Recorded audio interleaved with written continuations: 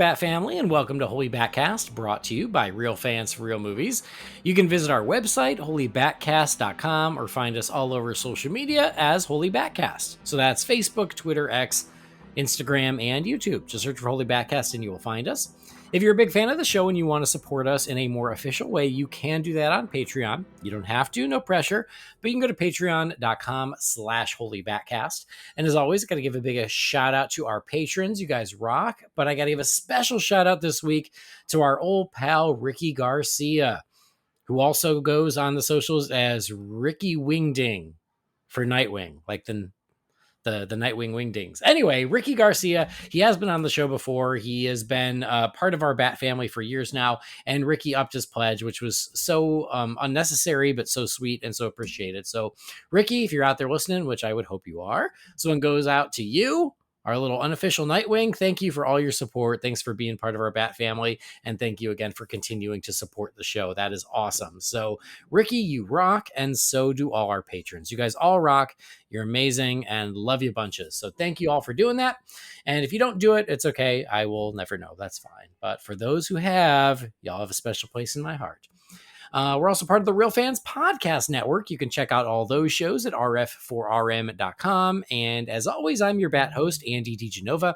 You can find me on Twitter, X, Instagram, Letterboxd, and Threads. Everywhere, it's just my name, Andy DiGenova.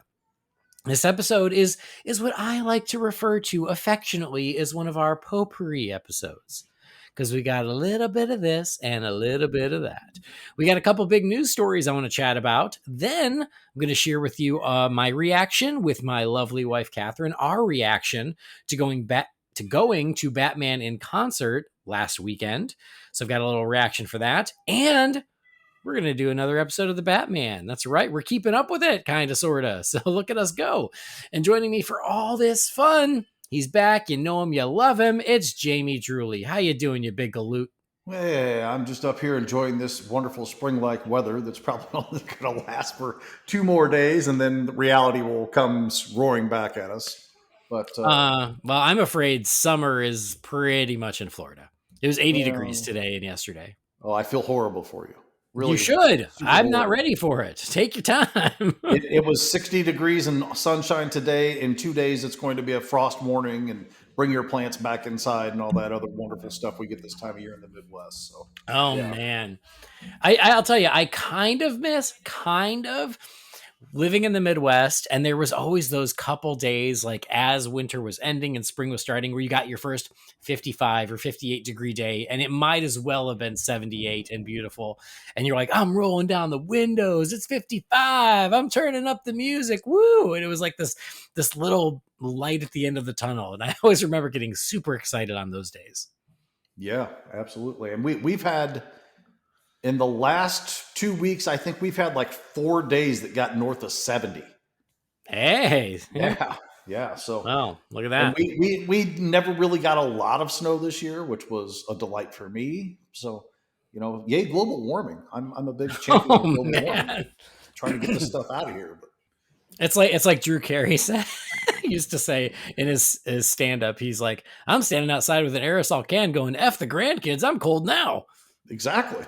And what's the worst that'll happen? It floods all the way up to Ohio and suddenly I have beachfront property? Yeah, I'm not mad at this. All right. Well, we'll just agree to disagree on that. It feels like hey, I've got a shaved head. Superman pisses me off from time to time. And yeah. Getting a little real estate scam involving people flooding and dying. So can I have Otisburg? Otisburg. Andy Berg. Yeah. All right. Well, we're going to talk about lots of DC stuff, some Batman stuff. Before we do all that, we got to give a shout out to our friends over at Manscaped. So this episode is brought to you by the spring cleaning champions, Manscaped. This season, make sure to groom your carpets and the drapes with the leaders in below the waist grooming. Clear out that winter bush with Manscaped's Lawnmower 5.0 and watch your confidence bloom like the springtime flowers. Embrace the season and join the 10 million men worldwide who trust Manscaped with our special offer. Go to manscaped.com, use the promo code BATSCAPED for 20% off and free shipping. So, after using Manscaped, I can finally say I've caught spring fever. So, even Manscaped is celebrating the end of winter and the beginning of spring. And spring cleaning, it might mean your closets, it might mean your garage, or it can mean cleaning up yourself. And no one's going to help you better than Manscaped. They have all these great products that are going to be very, very helpful to you. Their trimmers, the face shavers, the deodorant, the nail trimming kit, the lotion. Yeah, like they have everything that you need. No matter what you need, Manscaped's got you covered, and you're going to save some money, and you're going to be very happy with their products. The cologne, I forgot about the cologne. All good stuff. I use it all the time. So go to manscaped.com.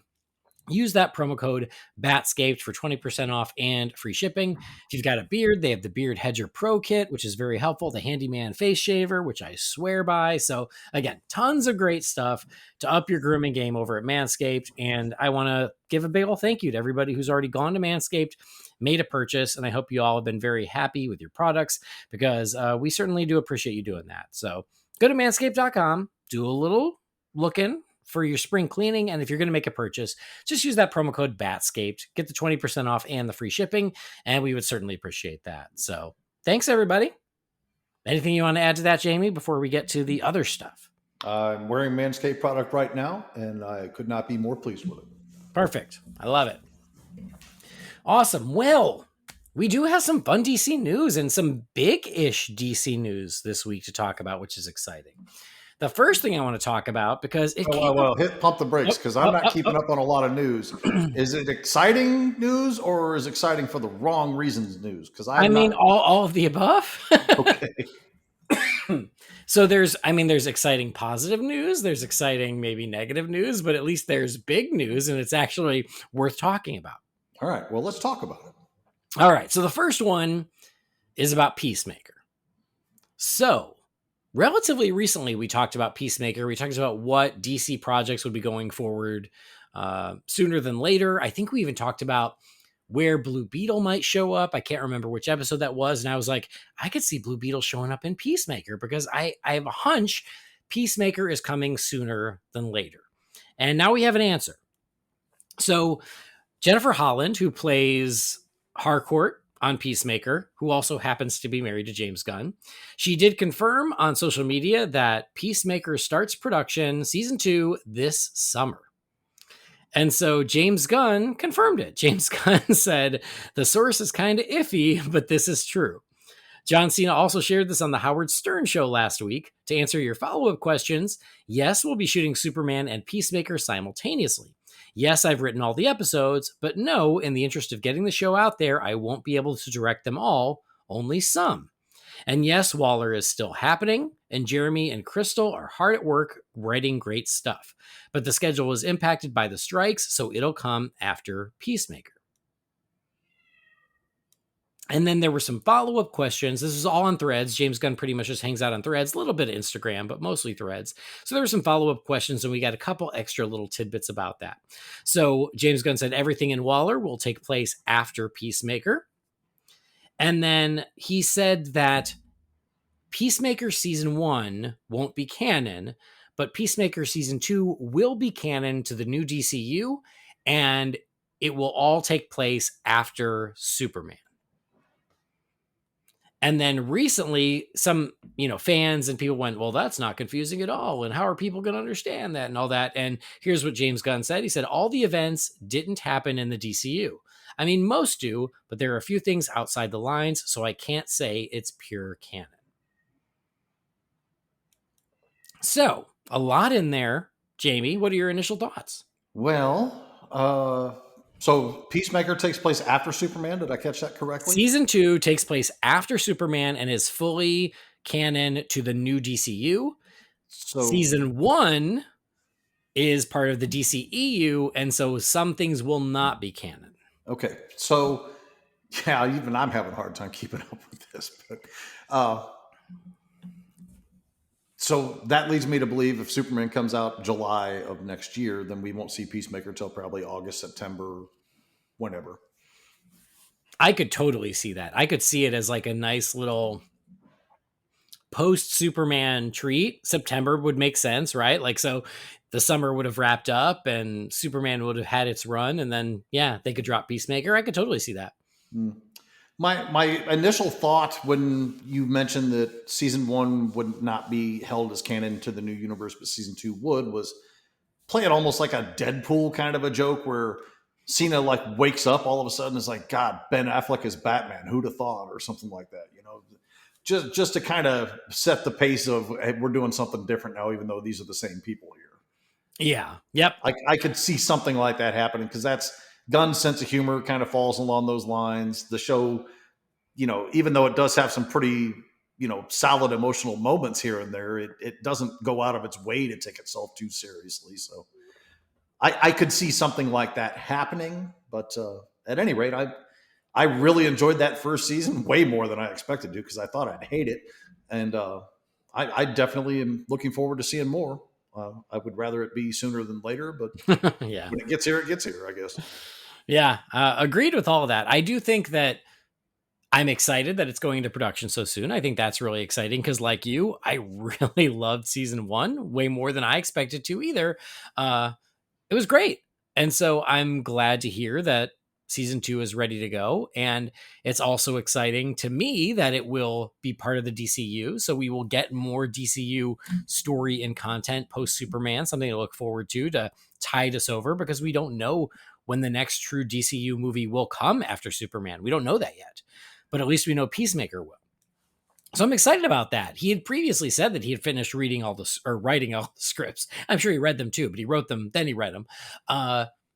I'm surprised he's directing any of it, to be honest, because he's going to be busy with Superman. I thought he would have handed off all directorial duties to someone else, but he said he will direct some, which I'm impressed with. There's only so many hours in the day, and James Gunn's a very busy man, but hey, I'm not going to say he can't keep up with the workload, but man, this Superman movie is maybe the most important movie that DC has had since The Dark Knight. I mean, I'm not trying to discount or I mean, even then, but I mean, they need to get the reaction from this movie along the lines of what they got from The Dark Knight. And none of the DCEU films, other than arguably maybe Wonder Woman and the first Aquaman, truly got to that level or even close to it.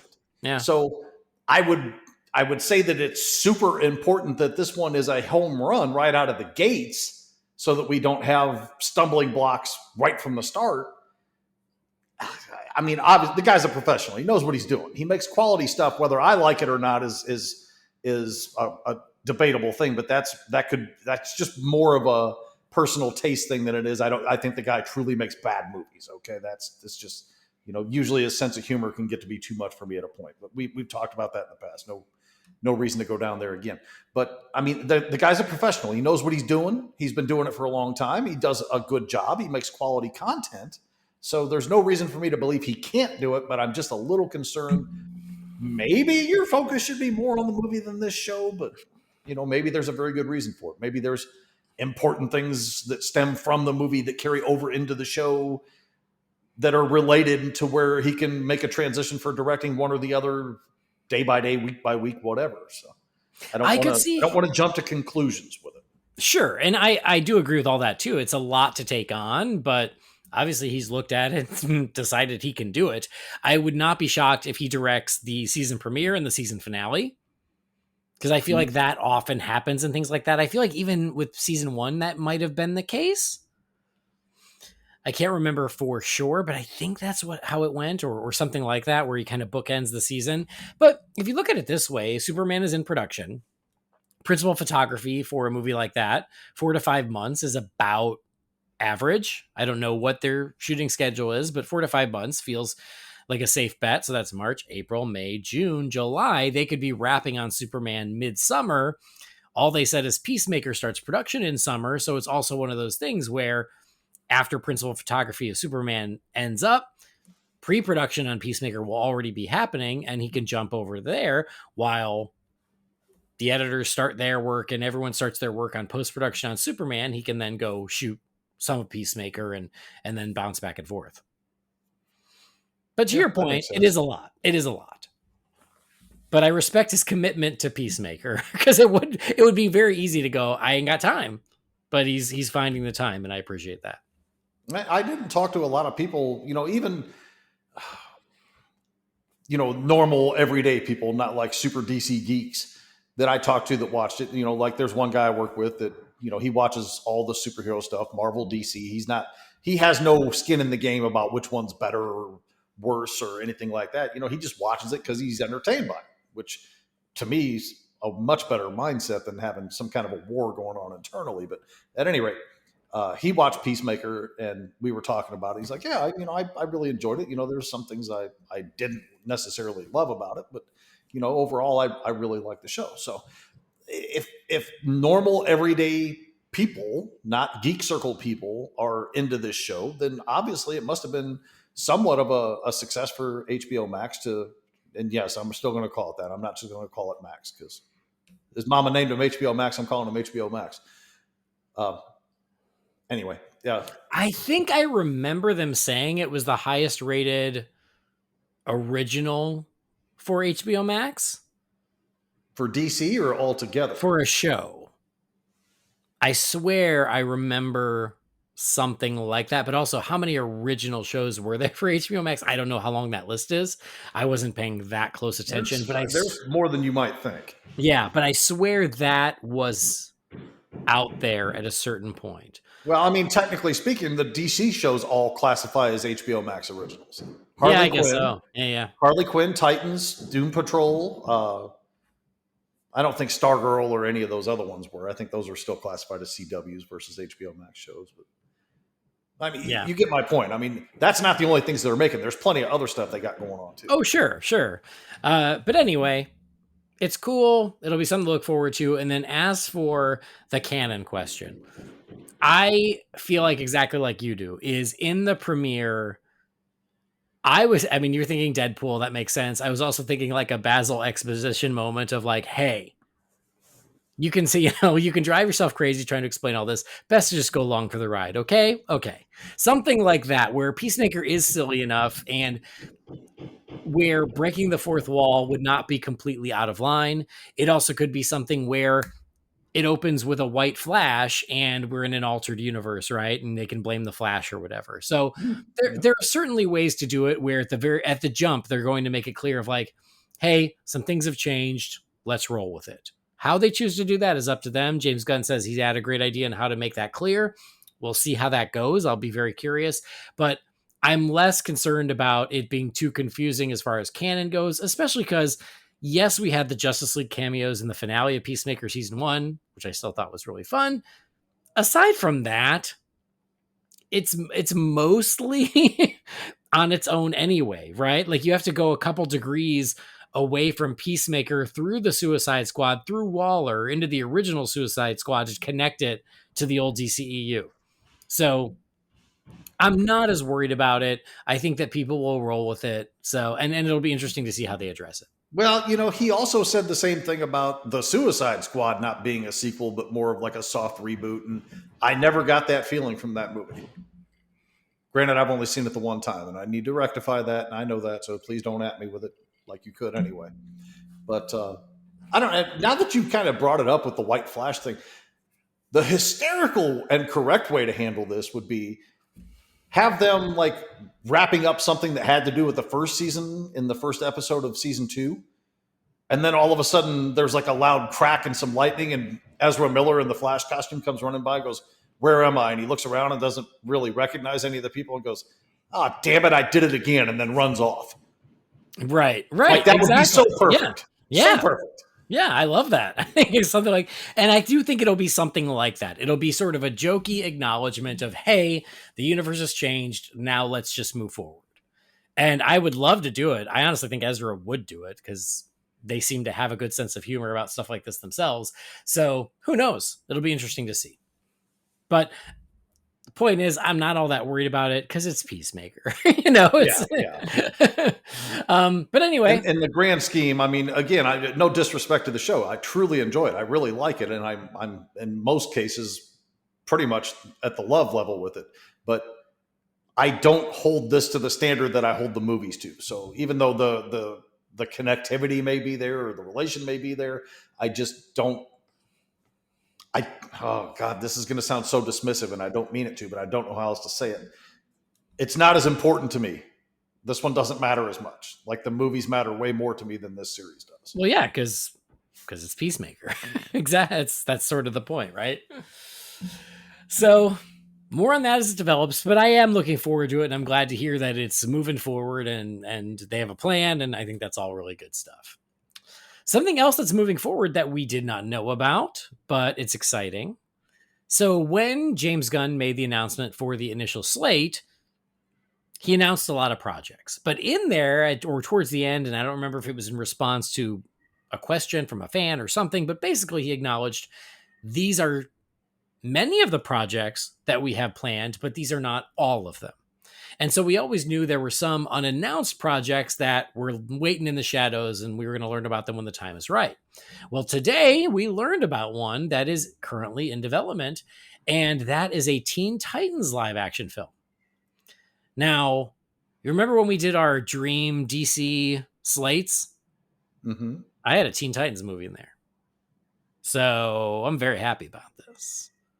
And it's just in development, right? So anything can happen. I see people getting already smarmy about like, yeah, well, how many other projects have been announced to be in development? Of course, obviously. So we'll see what happens. But this is one that I hope does happen. I hope comes to fruition. But right now, they're just working on a script, and it's going to be written by Anna Noguera. Anna Noguera. Yeah, I'm going to go with that. Sure. She also or is currently writing the script for Supergirl, Woman of Tomorrow. So what this leads me to believe is that the Supergirl script is well underway, and James Gunn and Peter Safran are very happy with it, to the fact that they've already given her another assignment to go ahead and write a Teen Titans movie. I love Teen Titans. I love the characters. I think that there's a lot of potential for a movie. I said that in the past, especially now that the Titans show is a thing of the past. I would love for this to happen. So I really, truly hope it does. I hope that this is something that moves forward, that they're happy with this script and they fold it into the DCU plans, because I would love to see this movie. How do you feel about it? I'm all for it. I'm not the Titans fan that you are, but I do like the Teen Titans. My only, I can't say it's a demand because nobody's bending the knee to me on this stuff, but my only heartfelt request about this film would be to make sure the teen plays a factor in this one. I don't need a bunch of 30-year-olds running around. I need, that's like fair. 13 to 19-year-olds running around doing this stuff. Having Tim Drake be the Robin in this Teen Titans. Obviously we've established that Damian's already around in this universe, right? Yeah, with Brave and the Bold, Damian's the Robin. So we're through the other Robins, 3 of them.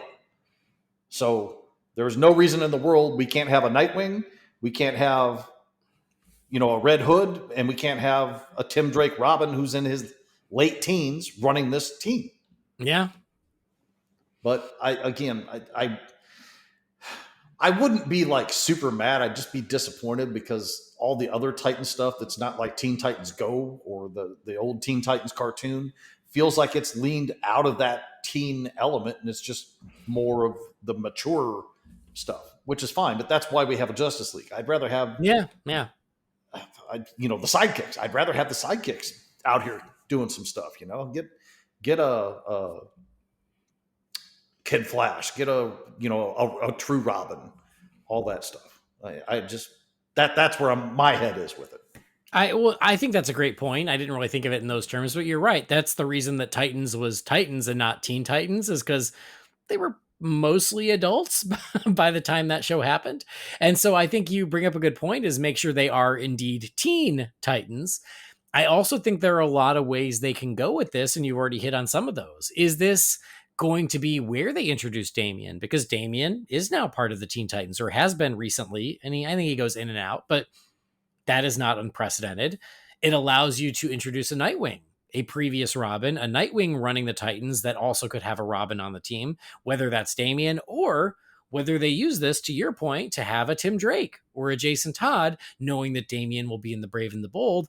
This is a way to set up Batman's timeline of how many Robins have there been and how many can be part of the Teen Titans. It'll be really interesting to see that. The other thing that I thought of, because again, it came up recently and I just mentioned it, is where could Blue Beetle show up again? Blue Beetle could show up in this, because he's right on the cusp of what I was just talking about, but I think you could get away with it pretty easily. Sure, he's, in the canon of the movie, he was what, 18, 19? No, he had just graduated college, so he was 22, 21, 22, somewhere in there. But anyway, the point is he's young enough you could.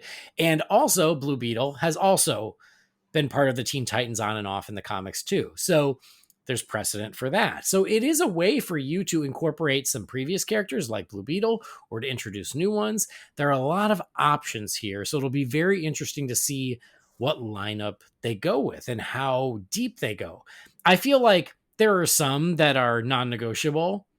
Raven, Beast Boy, Cyborg, I think, and then a Robin of some sort, right? Mm-hmm. Yeah. Starfire. Like Definitely. that's the core five, right? Yes. And then the question is, yes, is it Nightwing or is it Robin or is it Nightwing and a Robin? And then Blue Beetle, you could throw him in there too. I don't know. Do they throw in Wonder Girl? Because there's also going to be, right, that the Mascara show. Like, this is a way to start connecting dots throughout the universe. It'll just be very interesting to see how they do that. Could they use it for Supergirl, since she's writing Supergirl? Supergirl, in my experience, has never really been part of the Teen Titans, but... No, but Superboy has, and I feel like you could make that transition. Well, yeah, Superboy has, because Connor was... Yeah, Connor, big time. So there are a lot of places they can go. It's just very interesting, and I just wonder what the plan is and how that's going to work. But there's a lot of promise in this. I also think it would be a very unique superhero movie, which is why I put it on my slate. When was that? Year and a half ago, 2 years ago? Mm-hmm. I put it on my slate because it is unique, and it's something that we haven't really seen. And these are characters that already have a lot of pop culture cachet because of Teen Titans Go and because of Teen Titans and because of Titans and because of Young Justice. Like they've had a lot of TV shows. So a lot of generations know who they are, at least. If I may be so bold, how long have I been touting the idea of Teen Titans Go being the gateway drug? I got news for you. The kids that grew up watching Teen Titans Go are now old enough to go to the movies and see Teen Titans in the movie theater. Yeah. That checks out. The irony tonight, while we were waiting for Kathrynn to get home, she was getting her hair cut, I turned on Teen Titans Go for Harley, and she liked it. And Batman kept showing up, and she kept going, Batman, more Batman. And then the best thing is, it was like there was like this subplot with Batman and Gordon going off and hanging out while the Teen Titans dealt with something else. And every time they would show Batman and Gordon, Harley would go, Batman, Grandpa. And we're like, oh, I guess Gordon is Grandpa. Hey. So anyway, we've started it with her too. And she seems to like it just fine. But point is, the characters are now well known, especially the core five. And they can certainly add to that roster. And then they can certainly determine if they want to do Nightwing or Robin or both. You know, if we wanted to be straight up greedy, Andrew, what we would do is say the mandate, as they bend the knee to our wills here, we want this movie to essentially be a live action version of Young Justice. Yeah, absolutely. I would love an Aqualad. Oh, heck yeah. Yeah. Whether it's Garth or oh my God, I'm blanking. Yeah, Calder. Whether it's Garth or Calder, I don't really care. I like them both. Why not both? Yeah, we're in an established world. It's lived in. Throw everybody in the mix. I don't care. If we can have, we can have 3 or 4 Robins. We can have 2 Aqualads. I'm good with that. And with a movie budget, you can have Beast Boy turn into more than just a tiger. I know he eventually did in the show, but that was a big thing that a lot of fans got annoyed with. I was like, is he ever going to turn into anything else? Well, guess what? In a movie, he can. Hey, pause recording for a second so I can whisper this secret to you. Okay. I still haven't finished watching Titans on Mash. Oh my God. Yeah. The ending was pretty good. I was pretty happy with the way it ended. I watched the first 2 episodes of, was it season 4? Season 3, season 4, whatever the one with Brother Blood and that stuff is. That's the last season, right? I think Brother Blood was the last season. I want to say it was 4. Okay. Yeah. So anyway, yeah, I watched like the first 2 episodes and then I got sidetracked and then I got hooked on Superman and Lois and I watched the whole season of that and a couple episodes of season 2. Then I got sidetracked with that. Now I'm rewatching Cheers for some reason because well, that works. Well, Teen Titans, I hope it happens. It's nice to hear that Gunn and Safran are happy with the writing that Anna Naguera is doing for Supergirl. And again, that means the Supergirl script is almost done. Maybe it's mostly done, right? And that is another project that I think is in the sooner not later category, because it seems like we might have a finished script. We have a Supergirl cast. Now they just need to hire a director. Yeah, I mean, I felt like they were really pushing that one for whatever reason, and I can't remember the details. I felt like they were pushing the Supergirl as a priority. So it does seem that way, and especially because they've already cast the actor for it. Yeah.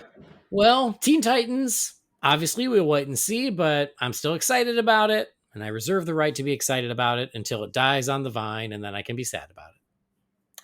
I have no reason to believe. We have the guidance that everybody said the DC universe is needed forever. As long as we don't have foolishness above his level, but maybe it's in his contract. He gets final say on all of it. Who knows? Right. They don't get a guy like that on a deal for 10 years to run this universe and tell him, oh, by the way, you're only going to do it the way we want to do it. I don't feel like that's how this went down. So, and I'm going to give it the benefit of the doubt and assume that everything is going to run smoothly until I start seeing reason not to. I'm going to take a positive approach, not a negative approach to this. That's all we can do right now, and just see how it goes. Well, speaking of, here is the news that made a lot of people sad this week. And this is the Matt Reeves' The Batman Part 2 has been delayed. So it was scheduled for October 3rd of 2025, and it is now being pushed by a full year to October 2nd of 2026. This came from Deadline. Whole year. It's like 50-ish weeks. It's 364 days. You said 25th and then you said 2nd. No, October 3rd, 2025. Okay. To October 2nd, 2026. Okay. No, maybe I misspoke. If I misspoke, that's my bad. That's not a full year then. It's 1 day shy of a year. You're such a doomsday prophesier, Andy. So the reasoning being given is that the script is not ready. And they say that the strikes that had happened last year were what slowed down the script development, and now they're making up for that, and so they need the extra time to finish the script. So there was also a little thing that came out from like an industry scooper and said, well, it's not just the script. It also has to do with the scheduling of sound stages on the WB lot. That to me sounds highly questionable because I don't see any universe where they're going to bump Batman for almost any other movie on the WB lot. But unless it's other DC movies, but even then, I feel like that's a reach. Yeah, that I'm like, I feel like they would work that out if that was the real reason. But I think the real reason is it's not ready. And I can't say I'm shocked. And the reason for that is because Superman comes out in July of 2025. This was set for October of 2025.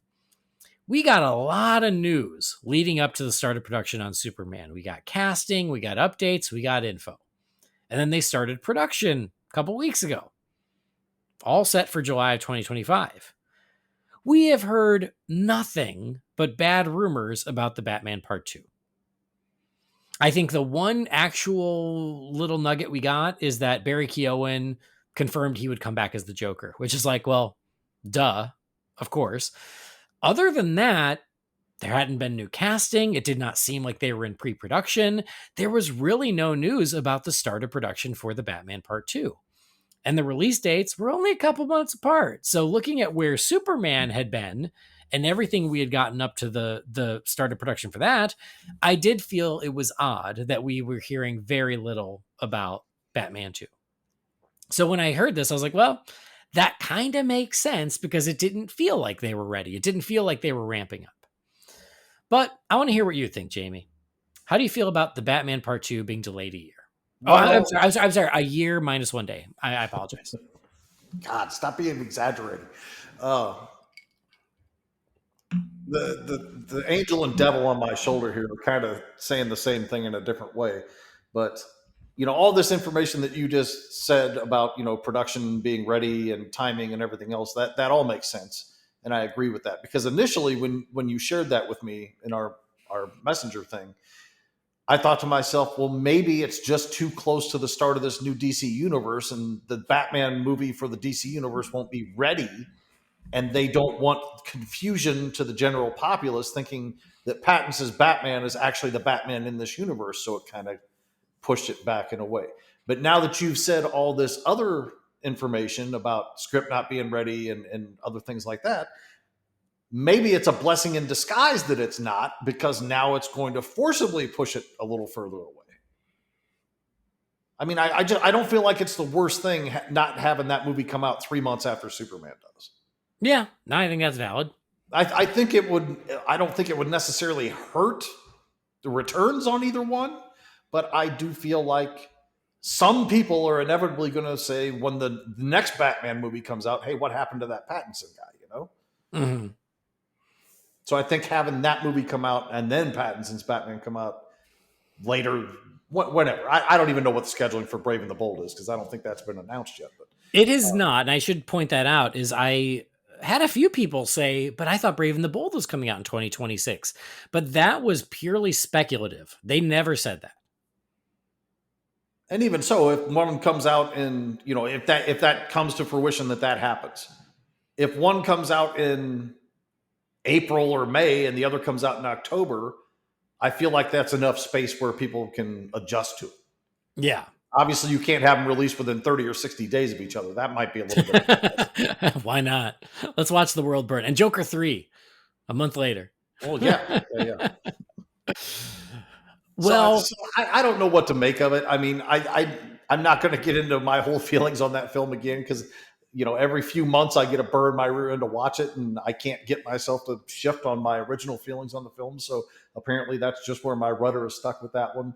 But, there's a lot of people that love that movie. It was a successful box office. It made money. People loved it. They, some people out there thought it was the best Batman, and, more power to you. I'm not on board with that, but more power to you if that's your thoughts, because, there's people out there that probably don't like The Dark Knight. And I think you're crazy, but that's okay, because it's your opinion.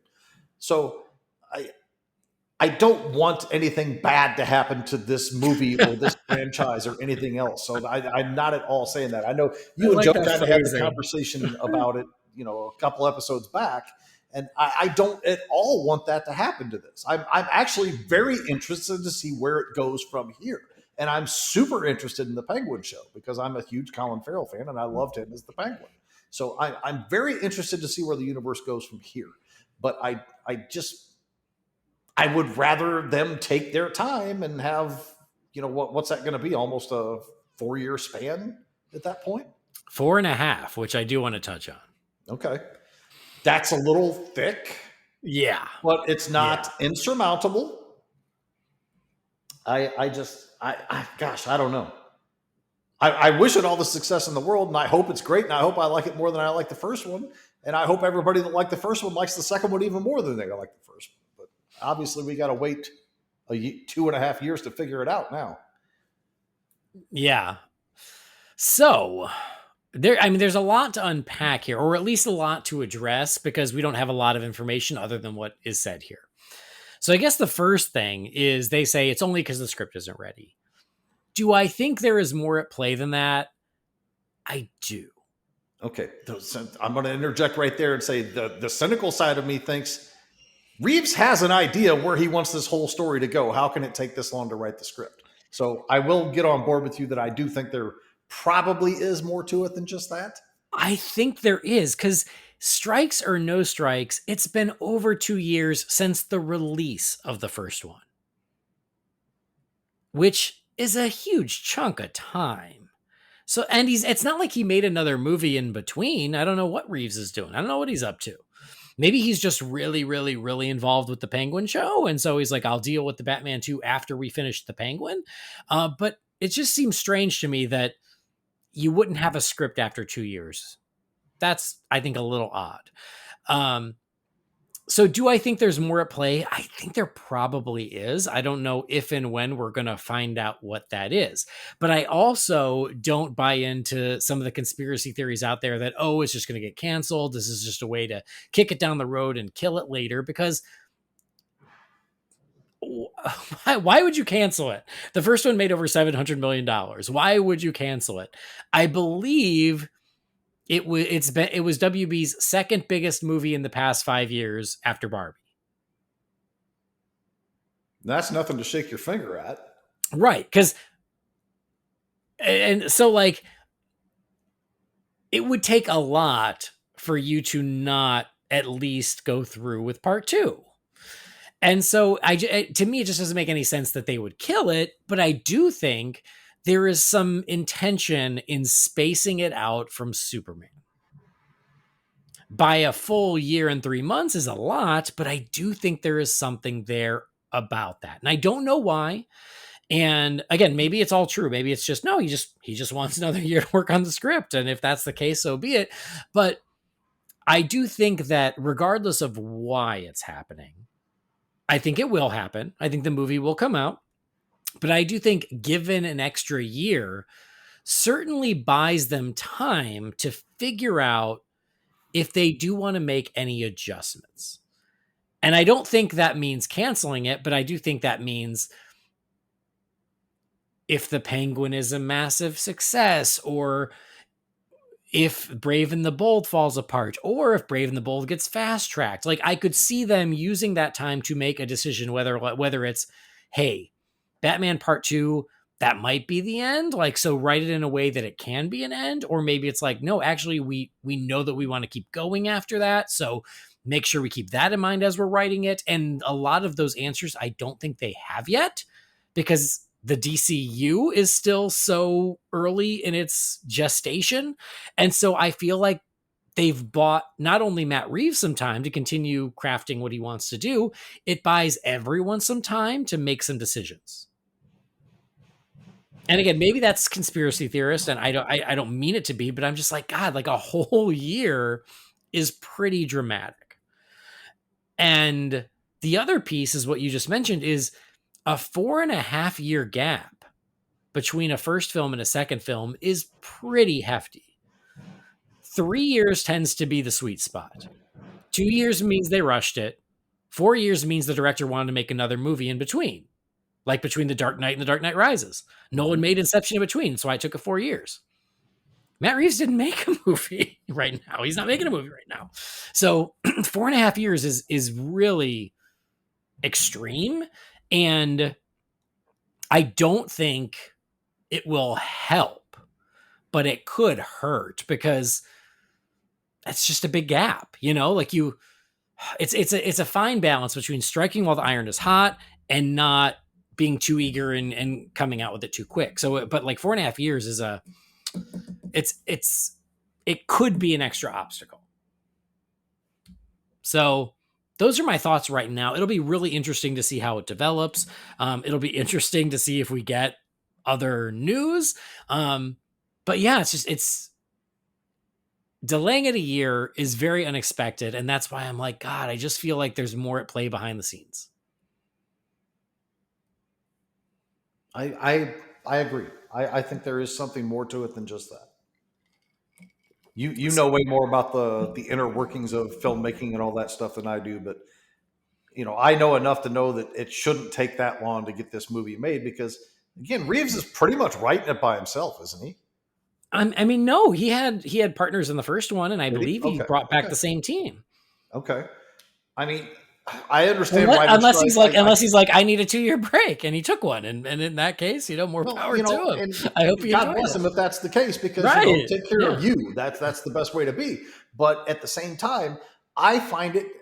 I mean, I know I'm repeating myself here, but I find it very difficult to believe that they didn't have some idea of where they wanted this story to go from where the first movie ended.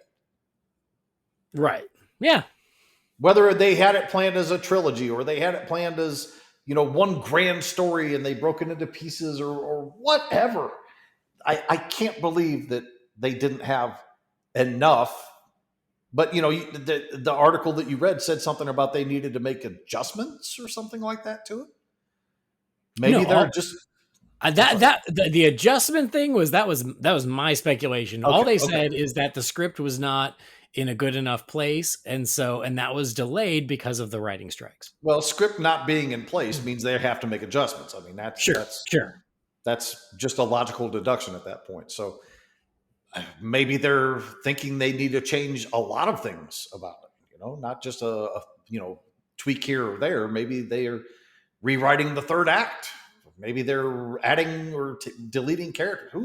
Who knows what they're doing? I don't have. Right. And Matt again, Reeves, don't text me.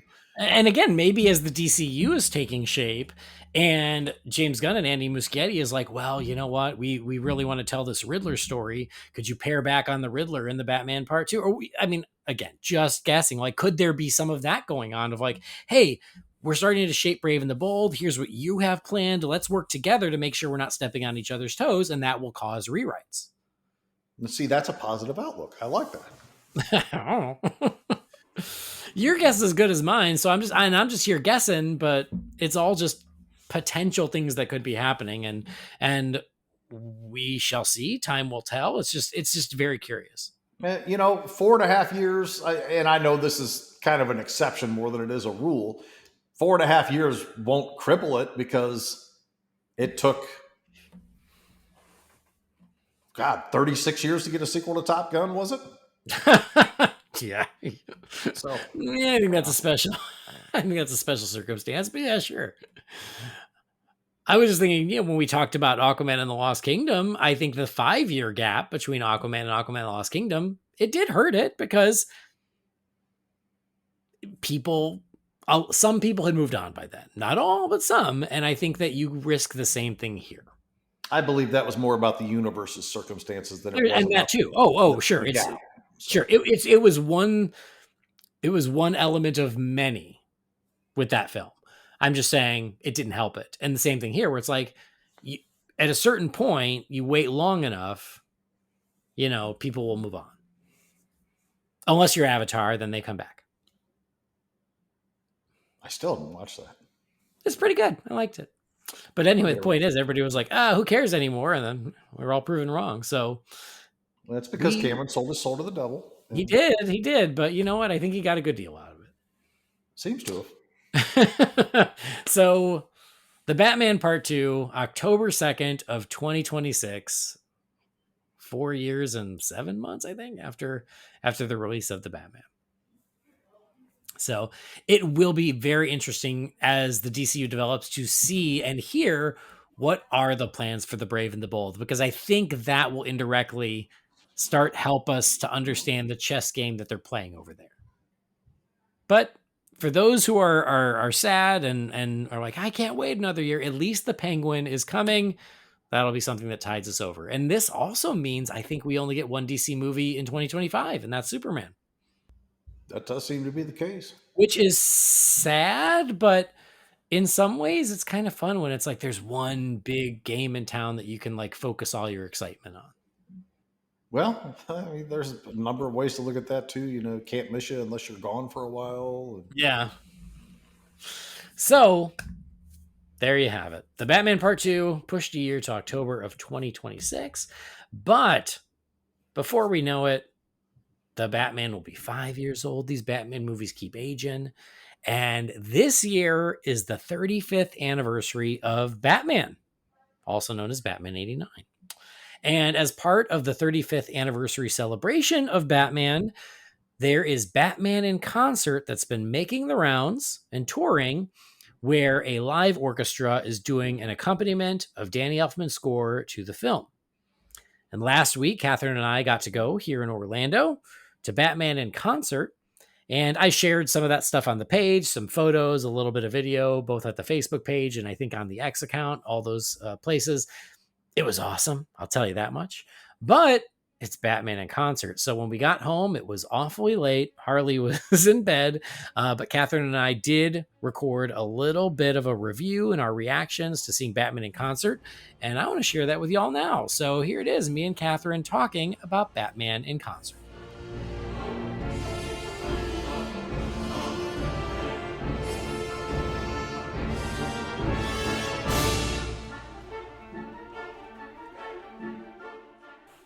Well, I'm here with my favorite co-host. Brendan? No. Oh. No. Jamie? No. Preston? No. The pretty the one. Fire Rises GM? Those clowns from the Fire Rises. No, the pretty one, my wife. Oh. Hi. Hi. Thanks for coming back. You're welcome. And for chatting with me. You're welcome. Where did we just come back from? We just came from Batman 1989 in concert. We sure did. 35th anniversary. Yeah, the Dr. Phillips Center for the Performing Arts. Whoop, whoop. With I think the Orlando Philharmonic Orchestra, I believe. Think so, because somebody said that their family was playing there and they're local. Yeah. Sure. So, yes, we just got back from Batman in Concert. Yes. It's late. It's very late. But I want to remember every moment. Yeah. And so here we are, recording while our daughter sleeps next door. Hopefully soundly. So yes, for the 35th anniversary of Batman, Batman 89, they are doing Batman in Concert, and it is touring. And this week it was time for Orlando, and we bought tickets many months ago. I don't even remember when we got tickets. We were talking on the way there. We forgot so hard that I've almost rebought tickets to this twice since. Yes, I mean, if they were here multiple nights, I would have been tempted to rebuy tickets, but it's one night only, and we did it. But I guess they did more than one show. They did an earlier show. Sound like there's matinee earlier. Yeah. So it's one of those things, kind of like we did with Lord of the Rings, where we got to watch the entire movie, but with live accompaniment of the score from the orchestra. It was very cool. It was very cool. So we dressed in our Batman-y best. Heck yeah. And I was a little disappointed that not everyone else did. There was a smattering of people that were, like, in on it, right? But I think, like, nobody was, like, cosplaying. No. It was, like, varying levels of Batman and not. There was a few. Yeah. But then there were a lot of people just in normal clothes. And I was like, guys, it's Batman in Concert. I could tell some people were, like, trying to go with the theme. Like, there was that couple that were in, like, green. She had a green jumpsuit and he had a green shirt with a purple vest. Yes. Like, they were they were nice out to the concert, but they were going for the theme. Yeah. Right? And then there were some people just in straight up t-shirts. Yeah. So, it was a wide variety. Yeah. The dude with the suit that was the bat symbol all over the suit. He won, I think. He got that. But maybe you won. Well, you were a big hit. Yes, but also I was repping the sequel. You were wearing your Batman Returns Catwoman stuff with my Max Shrek bag. With the Max Shrek backpack. I did get a lot of compliments, which you bought for me. Which I did. I love. So. I'm just glad you finally wore it. I had a special occasion. You did. Yeah. and you were worried that because it was I was worried I was 89. gonna get like somebody was gonna beat me in the parking lot. No, that's all right. Take my pearls and shoot you. And wow. That took oh my god. Whoopsies. Harley becomes a superhero. 11:15 at night. So we didn't dress up, but like we wore Batman-y stuff. I wore Batman everything. Yeah. Socks, shoes, undies, undershirt, button up. Yes. All the above. Yes. The only thing that was not Batman was pants, because I don't really have Batman pants. Not yet, you don't. Mental note made. But, so. Yeah. We get to Dr. Phillips. And they have a specialty beverage for the occasion. They had the Smilex drink. Yes. I had to get it just out of principle. Yeah. It was bright green. Yeah. with 2 cherries in it. I liked the aesthetic. It felt like it was the theme. It was good. It was good. Yeah. And I didn't quite finish it. It was very sweet, which usually I like very sweet, but there was it was good enough. Yeah. But for being the themed Smilex beverage, I had to get it. Yeah. Of course, right? Did you feel like you had some sort of chemical? I did. I love that Joker. They had merch. Yes. And I made some purchases. You're the proud owner of a hat, a shirt, and a magnet. That's correct. Where are they, by the way? They're in the bedroom. Okay, great. Okay, good. Upstairs. Good. I'm very excited about that. It was like I'm excited for all the things you're gonna wear tomorrow. Yay! But yeah, I was like, well, I gotta get a shirt. I'm like, why not? I'll take a magnet. I'll take a hat. I almost just got one of everything, but like a beanie. I'm never gonna wear a beanie. No, I never wear one. So bought some merch. Was that the other option? There was a beanie. There was a long sleeve T-shirt. It's Florida, and there was a poster. You got the right stuff. I feel like I did. I'm happy with my choices. Yes. So I got those. Mm-hmm. And then we had Batman in concert. I am a big fan of being able to watch a movie that you love in a theatrical format years after its release, right? Like, it's something wonderful about being able to go to a theater and see a movie that came out in the 80s that you've watched 100 times on your TV, but like not in a theater as often. Like, and it's very cool to do it with a live orchestra. We had so much fun at Lord of the Rings. Yeah. Mm-hmm. And this was like no exception. It makes you like focus and appreciate the movie in a different way. Agreed. Right? Agreed. Yeah. I mean, there are certain movies whenever they come to the big screen, I have to go. Yeah. Batman, Jaws, E.T. Yes. Batman Returns. Big Trouble in Little China. See, there you have it. So yeah, and fortunately, studios and theaters have figured out that people will Jurassic Park that people will show up to these old movies on the big screen every time they put them there. Yeah. And it's true, and I do that myself. Yeah. And then this new fad, I don't know if fad makes it sound like a negative thing. It's not a negative thing, but this new approach of doing the same thing but with the live orchestra has really taken off over the past few years, and I love it. It's great. It's like such a great way to experience one of your favorite movies in such a different way. Yeah. And so, of course, when they were doing Batman, no question about it. No question. Yes. But yeah, we did Lord of the Rings, a month ago? 2 months ago? Something like that? Yeah.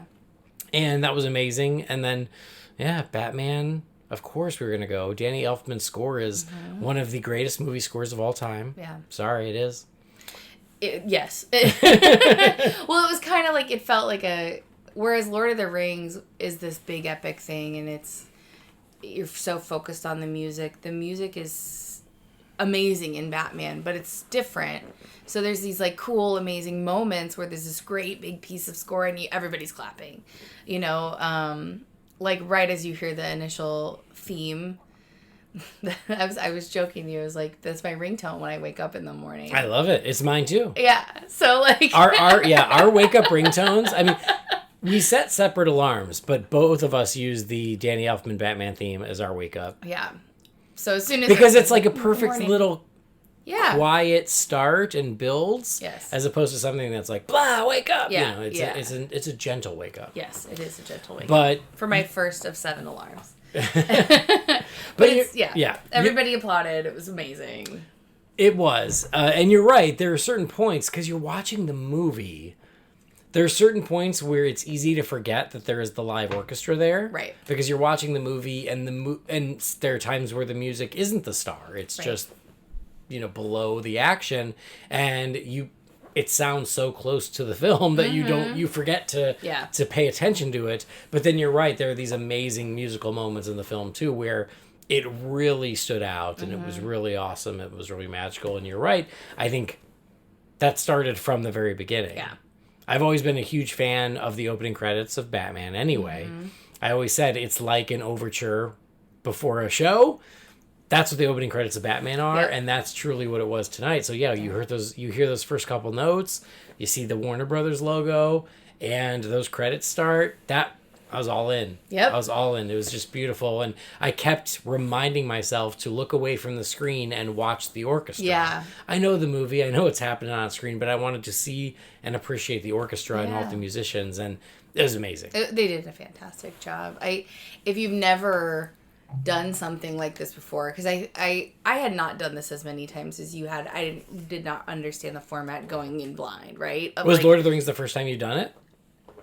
Yeah, probably. Like, I had heard about it, but I had never gone to Hollywood Bowl or anything when we lived in California. Like, there was... Yeah, and nobody does the score to Big Trouble in Little China. When you go to see it would be nice if they did. It'd be nice if they... I would go. Yeah, so I think that was probably my first time. Wow. But yeah, I mean, again, it's not super widespread yet, but it has been picking up steam because they realize that people will go. Right. And it's a way to get people to go to the orchestra. Right. But, like, for people who've never done it before, seeing that you're basically hearing this score at a higher volume than you normally would because it's being played live, but you still have all the dialogue and the action and everything that's going on. And it's all being mixed, there and live, and did an amazing job tonight, amazing job with Lord of the Rings, like, just, I thought it was awesome. Like, I think it's such a cool way of doing it. It is. And it does make you pay attention to and appreciate the score. Did you notice, though, because on the film, obviously you had the dialogue and you had sound effects, but no music, there were some sound effects that were missing. Yes, there were. I noticed it right in the beginning when he was beating up the two goons. I was like, something is off in this scene. And then there were a lot of like the punch and kick sounds that were not there. Yeah. And so those were almost silent. Yeah. And I didn't mind it because, again, I can go No, we're not. Watch we're it. there for the score, right? We're there for the music. But I did notice, and in some ways, it was a little distracting, but in other ways, it actually enhanced the experience because you were more focused on the music and there were things in the dialogue that you could hear better than you've ever heard before because that stuff was missing. So it was interesting. There were moments of silence that are not normally as silent, but it almost added like this extra dramatic moment that's not there in the actual film, which was kind of fun. Yeah. I told you my only complaint, and it's such a nitpick, more than a complaint because it was wonderful, was that because they were not playing the Prince songs as part of their orchestration, it sort of felt a little jarring, kind of like those missing parts where it's like, I wish they would have just like done a little bit of the percussion or something. Yeah, something live to enhance punch that. Up the Prince songs. Because you sort of miss the impact of the Joker's entrance at the parade when the bass audio was kind of this low thing, which... Again, we were not there for that. We were there for the score being played live. Prince couldn't make it. Yeah, Prince. He's currently unavailable. Wouldn't it be cool if it was like if he was available? Hologram Prince? That would be amazing. Like the ABBA Voyage thing. Yeah, like if it was like they just beamed him on the stage and there he was. I would go to the touring hologram Prince Batman concert. Yeah. Listen, Warner Brothers, if you're listening. Yeah, I would go to that. I have some people to text now. I have some ideas to pitch. I would be there. So Prince's Batman concert. Do any particular scenes or pieces of music jump out to you, or did they jump out to you tonight while we were watching, where you're like, oh my god, like, because again, some of it was very subtle because it was under dialogue and action and whatnot, but sometimes it really took center stage. This sort of, and I'm not great at the names of certain pieces of music. That's okay. But it's only for idiots like me. The Joker theme, like, that kind of plays when he first transitions, that kind of has a circus sort of undertone to it.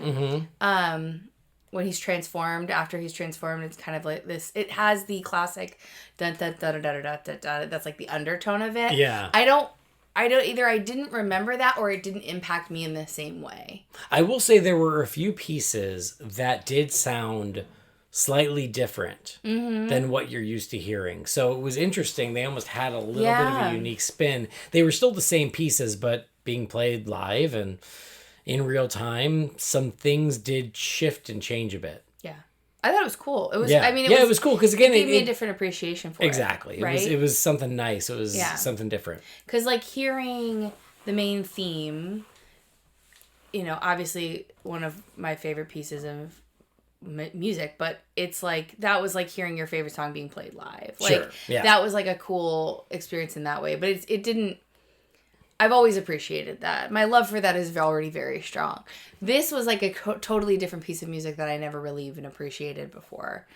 That's cool. Yeah, it was very that's cool. what this should be for, Yeah, right? exactly. Obviously, you'll hear the things that you already love, and hearing it live is something really special, but then it makes you appreciate some of the pieces that you never paid attention to. I love it. Which is cool. Or like the song that's playing on the boombox when they walk in Vicky Vale's Beautiful apartment. Dreamer. They were playing that like at the same volume as the rest of the score, and I was like, this is what we chose to score. And I was like, oh, my brain did not remember what was happening there because they were being played live. Yeah, I thought that was so interesting is that obviously they didn't play the Prince songs live, right? But there are those moments of other music. So in the museum, when the Joker comes up to Vicky Vale and they've got the boombox and it's playing, I think that one it's playing the Summer Place theme. Mm-hmm.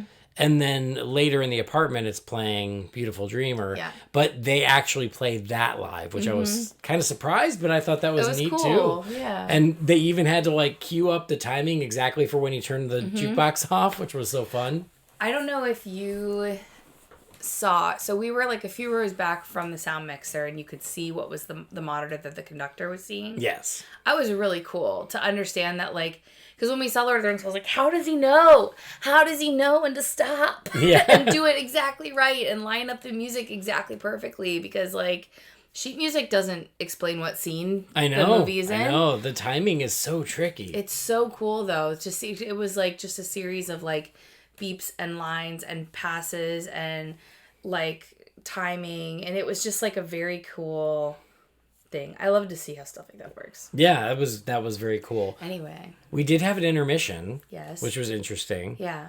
For Lord of the Rings, I understood the intermission. For this, I didn't know if you needed it, but hey, I guess the musicians needed a break. That's fine. It was fine. It's fine.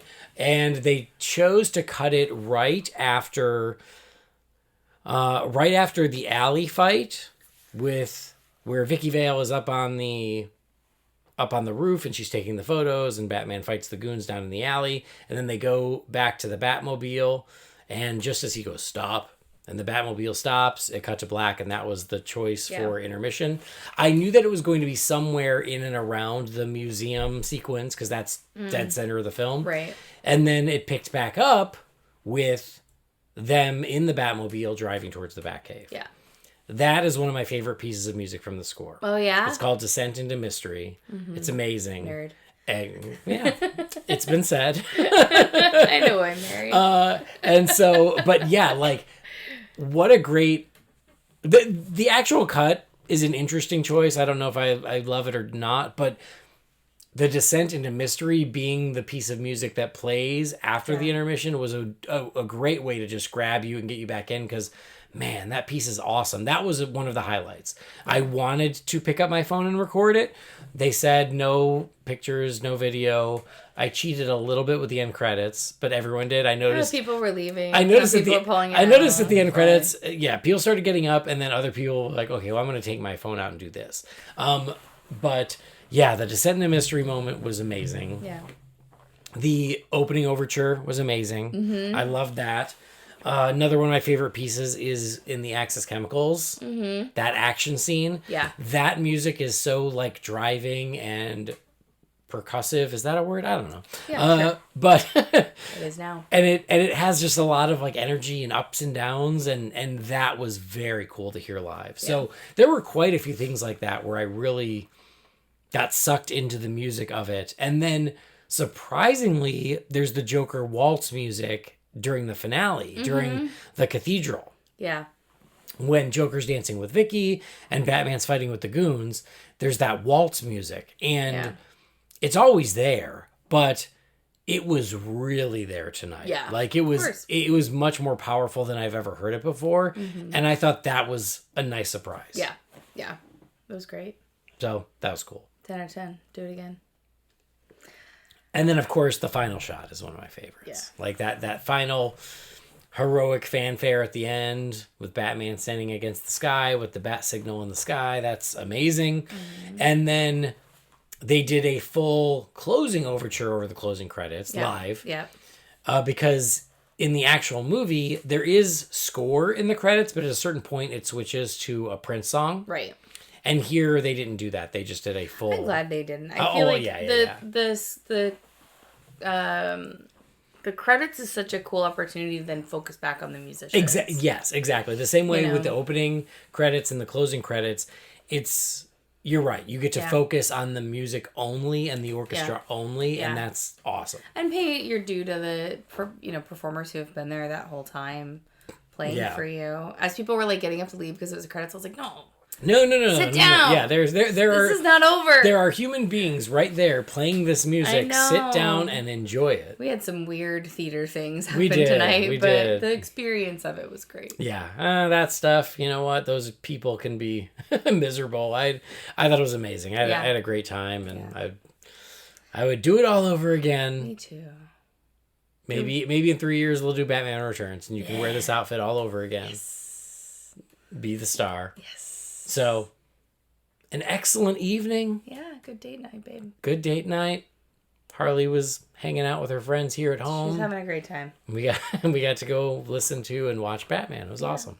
I love it. So, any final thoughts about our experience with Batman in concert? I had only wished. So when Lord of the Rings was over, after the whole thing was completed, they projected on the screen that they were going to do Two Towers. Yeah. And like a year from now or whatever. Or no, it was August. It was like 6 months from now or something like that. Right.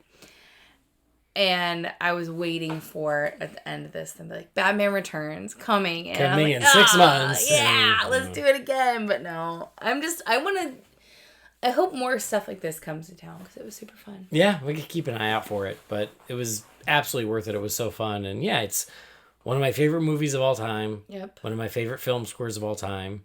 Being performed live. It was amazing. I loved it. With my favorite person of With all my favorite time. person on the planet. Of course, obviously. I love you. I love you too. So yeah, it was awesome. And I hope that these continue to be successful so we can get more because I love it. I thought of something. Great. Because why not just totally start a new subject right now? You remember a few weeks ago, whatever, we were talking about romantic love interests and the whole thing? Yes, yeah. For Valentine's Day. Yes, for Valentine's Day. Obviously, for that episode, we did not go back and rewatch every single one of those movies. We sure didn't. Really get in the thick of it. I have a better appreciation for Vicky, babe. Oh, good. She would not break my number one. There's no way. No. But I have a better appreciation for her. Although they went on one date and then it's like, oh my God, I love you. We should get married and be together forever. Yeah. One date. Yeah, I know. I know.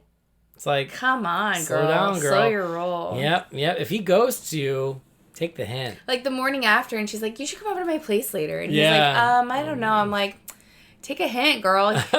Take a hint. We've talked about that before. Move on. It's movie rules, so I give it some leeway, Whatever. but it is funny. It is. What do you think of it that way? I first laid eyes on you. It's been like maybe a week. I know. I understand. And he's ready to tell her he's Batman. One date. So stupid. No.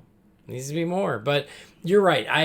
I do like Vicky Vale a lot. I like Kim Basinger a lot. Yeah. And I think that she does a very good job with what she is given to do. Yeah. She's just not as memorable as Michelle Pfeiffer. I mean, of course not. Of course not. Yeah. But, well, that's good to hear. Yeah. It was also fun to just see the movie with a big theater. Mm-hmm. And I love hearing the reactions. Oh, that's what I was going to say. Mm-hmm. I'm very proud. I started the applause when the Batman title card came up. Yes, you did start the applause. That did come from you. But it did. Everyone got the hint, and then it went from there. So it was awesome. You were the leader of the Batman. I was like, guys, this is Batman. Tonight, we gotta clap. Yeah. We gotta be into it. So it was a terrific evening with my favorite person. Sames. Watching one of my favorite movies. Sames. And so out there, if they are touring, so check it. This is not a paid advertisement. I'm just saying. I don't know how much longer it's going for. It could be the last stop for all we know. If you're a Batman fan, go check it out. Do a little search and look for Batman in concert because they're doing many cities all over the country. And why are you playing with my toys? I got distracted. Yeah, well, no, it's going to make noise. Oh, no. Did it go behind the thing? I'll get it after we're done. You played with my Batmobile, and it just fell behind the shelf. I'm sorry. And so now I got to go back there and take it. Anyway. I'm so much worse than our daughter, right? you know, our 2-year-old doesn't play with that. I couldn't help it. It just looks so fun. It is very fun, but I should have, okay. I'm sorry, I ruined everything. Oh my God. Anyway, I was saying, check and see if Batman in Concert's coming near you, because it absolutely is worth it if you're a Batman fan, if you love that film. And you're supporting live music, which is awesome too. So yeah. I had a great time. I would do it all over again, and I do hope that these continue to happen, because they're such fun events, and I love it. 10 out of 10. 10 out of 10. Amazing evening, Batman in Concert. So you get the DeGenova stamp of approval from both DeGenovas. Yep. And Harley too, but her stamp of approval is because she got to play toys with friends here. She did get a Batwheels truck today. She did. And she's super happy about it. Yeah. So all right. That is our little recap and review of Batman in Concert. 10 out of 10, A+. I hope that you guys out there get a chance to see it too, because it was awesome. Yep.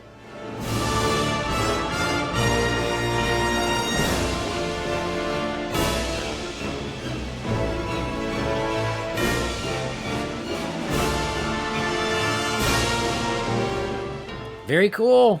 As we said, if it's coming to a town near you and you are a Batman fan, highly recommend. I think you'll have a great time. It was wonderful.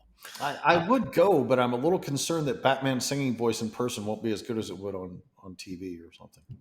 Well, I mean, and the thing is Grissom also had a lovely singing voice. True. And so that really helps with anything that Batman lacks. So did he stage dive at any point? He should have. Anyway, speaking of other versions of Batman, we are going to review the next episode of the animated series, The Batman. So here we go. Moving right along in season 2, it's time for another episode of The Batman.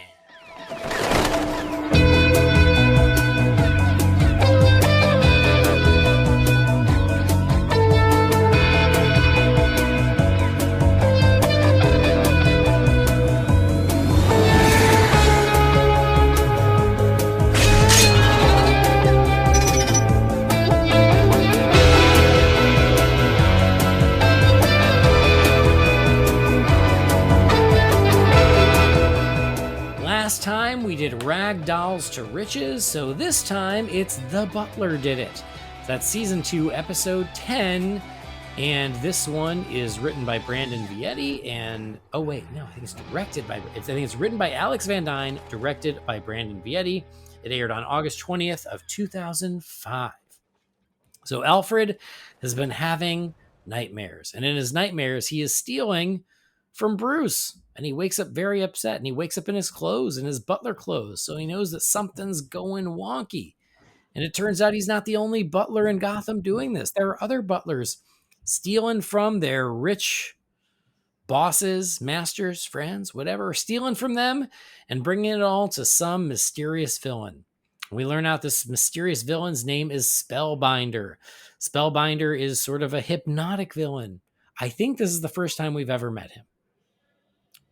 And he had hypnotized the butlers to, once the clock strikes a certain time, they go off and they start stealing for him. And then he also does the same to 3 billionaires in Gotham, including Bruce Wayne. So when their hypnosis takes over, Bruce is Batman. And so Batman is hypnotized too. So Spellbinder is trying to get his hand on this magical gem that's also an eye that's going to help increase his powers. And Alfred had Batman lock him up in a room so he couldn't do any harm because of the hypnosis. And then he realizes he has to escape and use the Batwave to snap Batman out of the hypnosis before Spellbinder realizes that Bruce Wayne is Batman. So he manages to do it by pulling a John McClane and going through the air ducts. In movies and TV, air ducts are always so clean and human-sized, and I just don't know if that's the way it really is in real life. No. I don't think it is. But he gets out. He manages to snap Bruce out of it.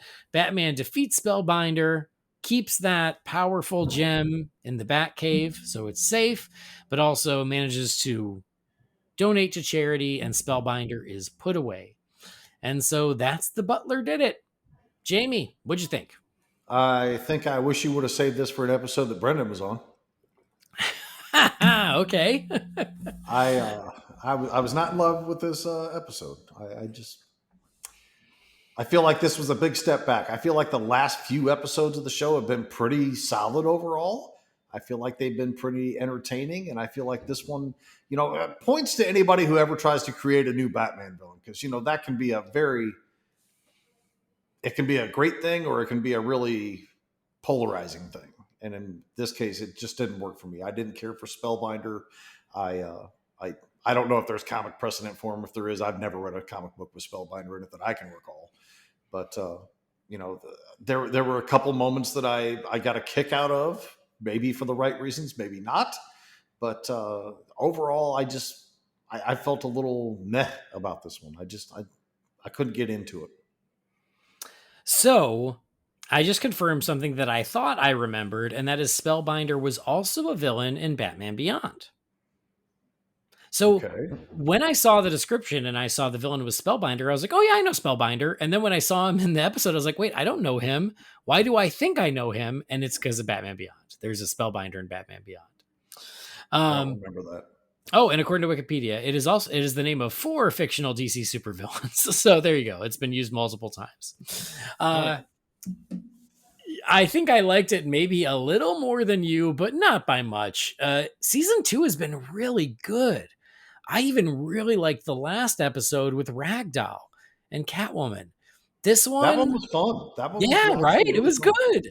This one, not so much. It's fine. I didn't hate it. I thought the idea of using the butlers to rob the billionaires was clever. And I liked the look of Spellbinder. I thought he looked kind of cool. Like, he reminded me of Orko for some reason. Yeah, totally. I was going to say like Dalsim from Street Fighter 2 crossed with something like maybe Orko and Dalsim if they had a baby. Maybe that's why I didn't like him, is because I can't stand Orko. And that's what he reminded me of. I think that's poor Orko. So I thought there were some elements that were okay, but in the end, I thought it was a weaker episode. There wasn't a lot else going on in it.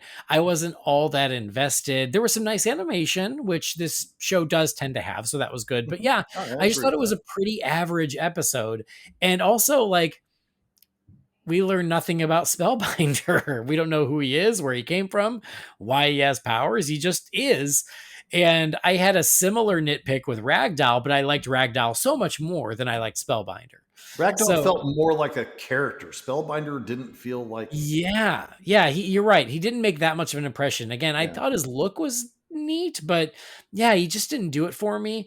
So yeah, for me, this was super average. It was fine. I didn't hate it, but I also was like, yeah, I'd rather be watching something else. Well, I'll give props where due. And again, I don't know if this first one I was supposed to laugh at it, but I actually laughed pretty hard at the point where he pulled up next to the truck with 3 butlers in it.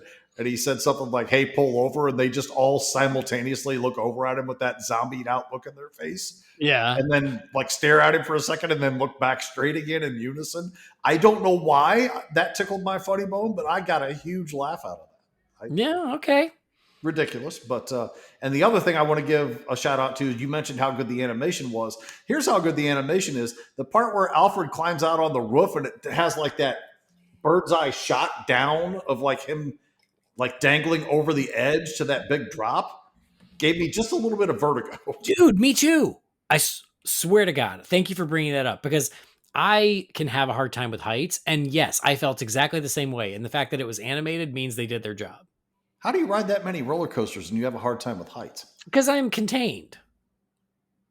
Like, my fear of heights is very situational. It's not 100%. Depends on where I'm at, how safe I feel, how much I'm out in the open. It just depends. So roller coasters, not a problem. But if I were on like a catwalk, whatever, 10 stories up, oh no. And so the moment where Alfred's on the roof, I had horrible flashbacks of my first Christmas here when I got on the roof to put on the Christmas lights, and I hated every second of it, which is why I bought the permanent Christmas lights. I was like, no, see, if this was me, Bruce would be out of luck, because I would not be able to get from that roof in, because I would just freeze. Yeah. But I wouldn't be out there in the first place, but that's me. Yeah, that was a good point. And I got a laugh when he crawled out of bed and he was in the full Butler tux. And at first, I didn't think they were going to mention it, which was even funnier. But then I was like, oh, okay, it's part of the story, which I guess makes sense. The man's dedicated to his work. Yeah. And with the animation, they also had fun animating the hallucinations that were going on with Batman. They had a lot of fun with that, like the creatures and stuff that he would see and the bats and things like that. So again, animation wise, there's some nice stuff in here. Yeah. No disrespect to the animation at all. I thought the animation was perfectly fine. I thought it was good, but like none of that did anything for me. Maybe I feel like the whole angle of hallucinogenic fights among yourself when nothing's really there, or something gigantic and it winds up it's like, a big dragon and it turns out it's just a guy or something. I don't know. I always feel like there are better ways to do that sort of thing, and I didn't feel like this executed that all that well. Yeah, I think that's fair. Well, we'd been on a streak of good ones. Couldn't last forever. That's okay. So the Butler did it. Final thoughts, letter grade, Jamie. I would give this at least a full point, if not 2 full points higher, had there been a goat that walked in a room and said Batman. But no, they couldn't even give me that. So for me, this one is, I should give it a C, but I'm going to give it a C+ because of that whole vertigo and big laugh I got out of the 3 unified zombie look away thing. Yeah. C+. Yeah, great. I'm right there with you. C+. Right down the middle. It's fine. It's not terrible, but yeah, compared to what we had been seeing up until then, this is disappointing. Agreed. All right, C+. We're agreed. Next one up is one that we have talked about before, but at this point, I think we talked about it like 8 years ago, and that's Grundy's Night. I think this was the debate on. I was trying to tell you that was somebody's arm that was in that shot, and you kept trying to tell me it wasn't. So, is that not this episode? Someone's arm was in that shot. I don't remember what you're talking about. I told you freeze it at this frame and look at that arm and tell me that's not Superman's arm, and you're like, no, that's not Superman's arm. Oh, I don't remember that, but. Okay. Now, when I watch this, I'll try to remember. All right. Well, don't do this episode without me, because from what I remember, I really enjoyed this one. Yeah. This one we did, like I said, it had to have been really early on in the podcast because we were looking for Halloween content and someone told us, hey, Grundy's Night. And so that is what's next. We're going to be celebrating Halloween in the spring with Grundy's Night next time, unless we just forget about the Batman until October, which stranger things have happened. So Grundy's Night is up next. That'll be fun. I feel like we would have to get a really big influx of news for us to go that long without an episode. Yeah. So, all right. Well, wait, no, actually, we could time it perfectly for Halloween, which is coming up, but even that's like a month away. So yeah, we would have to skip it a little bit, but sometimes that happens anyway. Well, Grundy's Night, we'll figure out when we do it, but that's what's up next. But now we're going to check in with you fine feathered finks and crack open the Wayne Manor mailbox. It's time again for the Wayne Manor mailbox. You've got mail. Derek, what is a letter for me? Maybe temporary. She wrote a letter. Master Wayne. All right, first email here is from our old pal Stuart from Guernsey. It says, I've been holding off sending this for a few weeks because I didn't want it to get in the way of the 10th anniversary message. Or messages. I'm with you, Andy, on the Daredevil movie. I don't get the hate for it. There are a few choices I definitely wouldn't have made, but it's a pretty good adaptation of Frank Miller's take on Daredevil. I think the attitude they had making it was the same you could say about Aquaman. They didn't know if they were going to make another, so they got in as much in one movie as they could, like Matt's origin, Kingpin, Bullseye, Elektra, and also her death. I would have loved to see them back for another film, but it wasn't meant to be. It's great we'll see Elektra again in Deadpool. What do you think the chances are of Ben showing up with her? I think they're pretty slim, but we have seen more unbelievable things happen in recent years. Also, yes, that was me listening to the show when my daughter was being born. It was as I was driving to the hospital to calm me down once Danielle had gone into labor. I did stop listening once I got there, so unfortunately, my daughter didn't hear your voices when she first came into the world. That was nearly 8 years ago. Delilah has now grown into a lovely, caring little girl who is geeky about loads of different things. She's so like me. Anyway, I hope you're doing well and your families are doing great too, Stuart.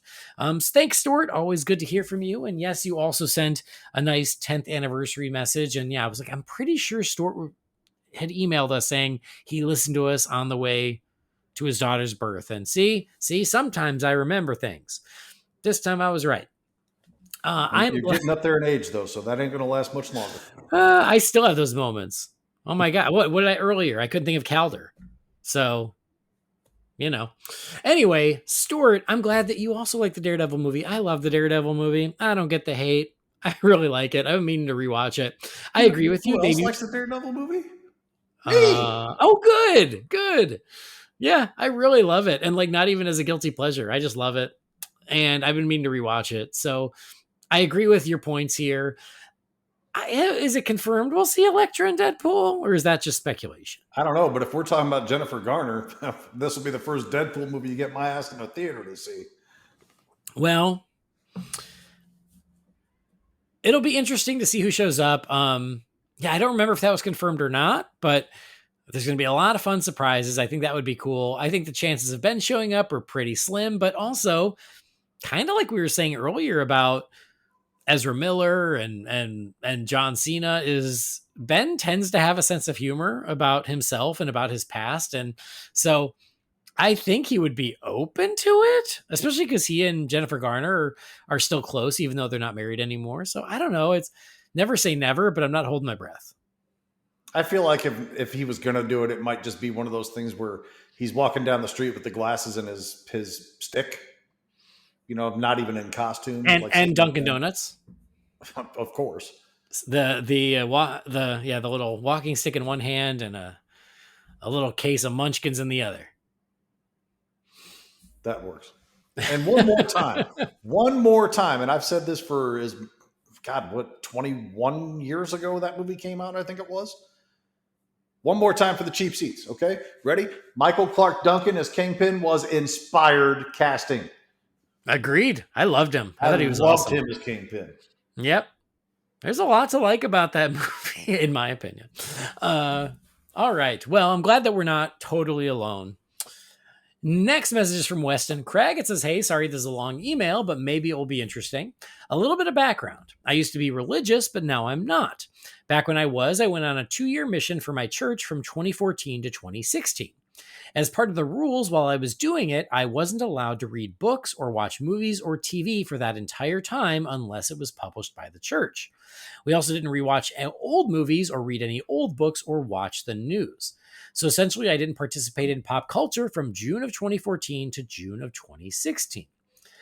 For perspective, I remember X-Men Days of Future Past being the last superhero film I saw before that. At the time, I loved Man of Steel, and I was so excited for a sequel. It was divisive, but in my high school, there were plenty of people that loved it.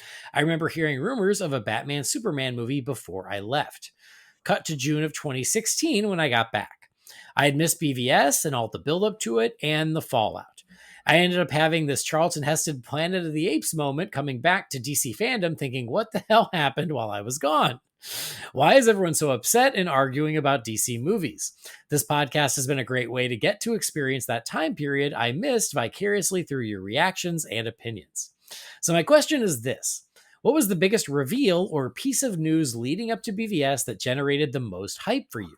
What was the most exciting thing about being a DC fan at the start of the DCEU? Thanks, Weston.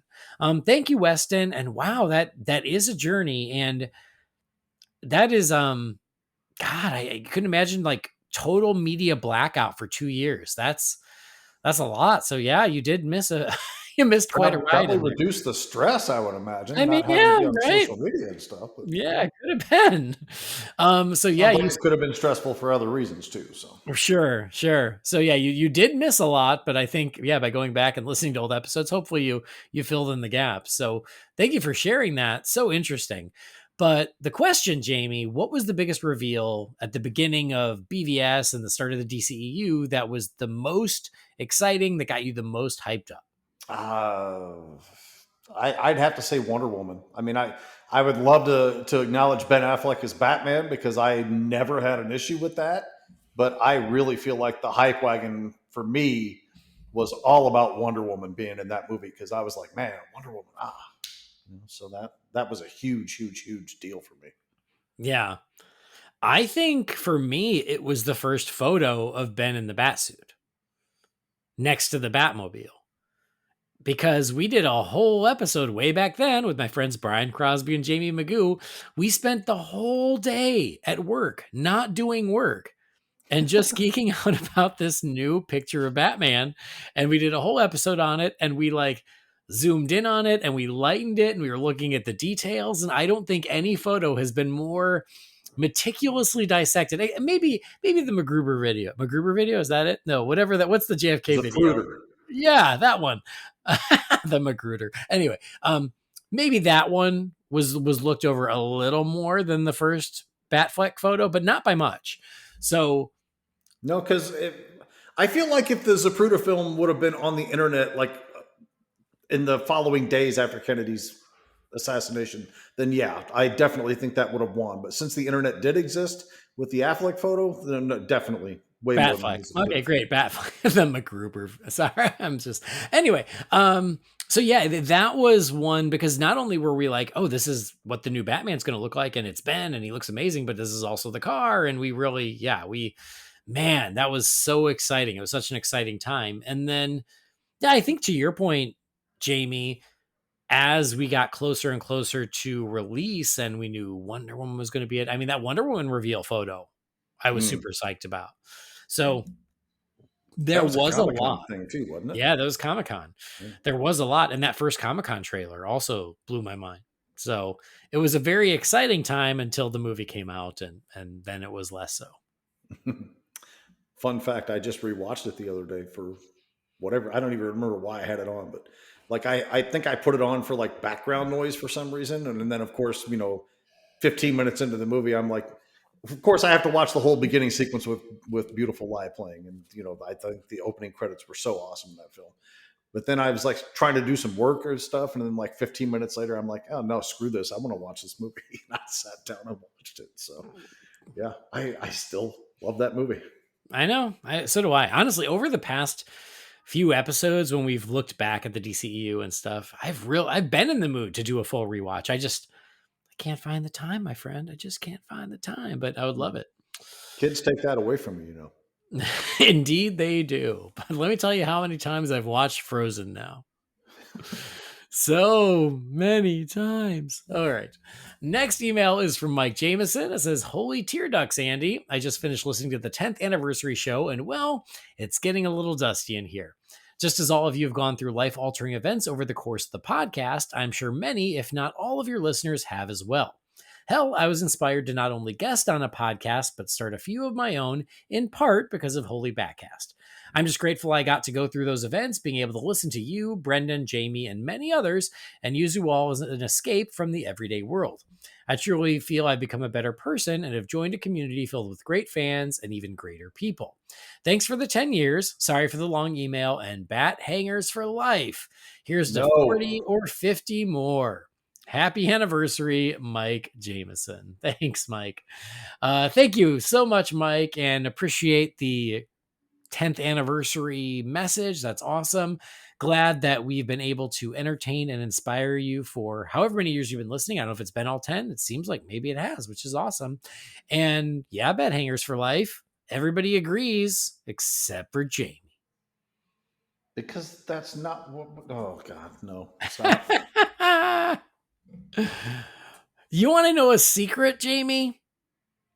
I almost didn't pull that clip for the last episode.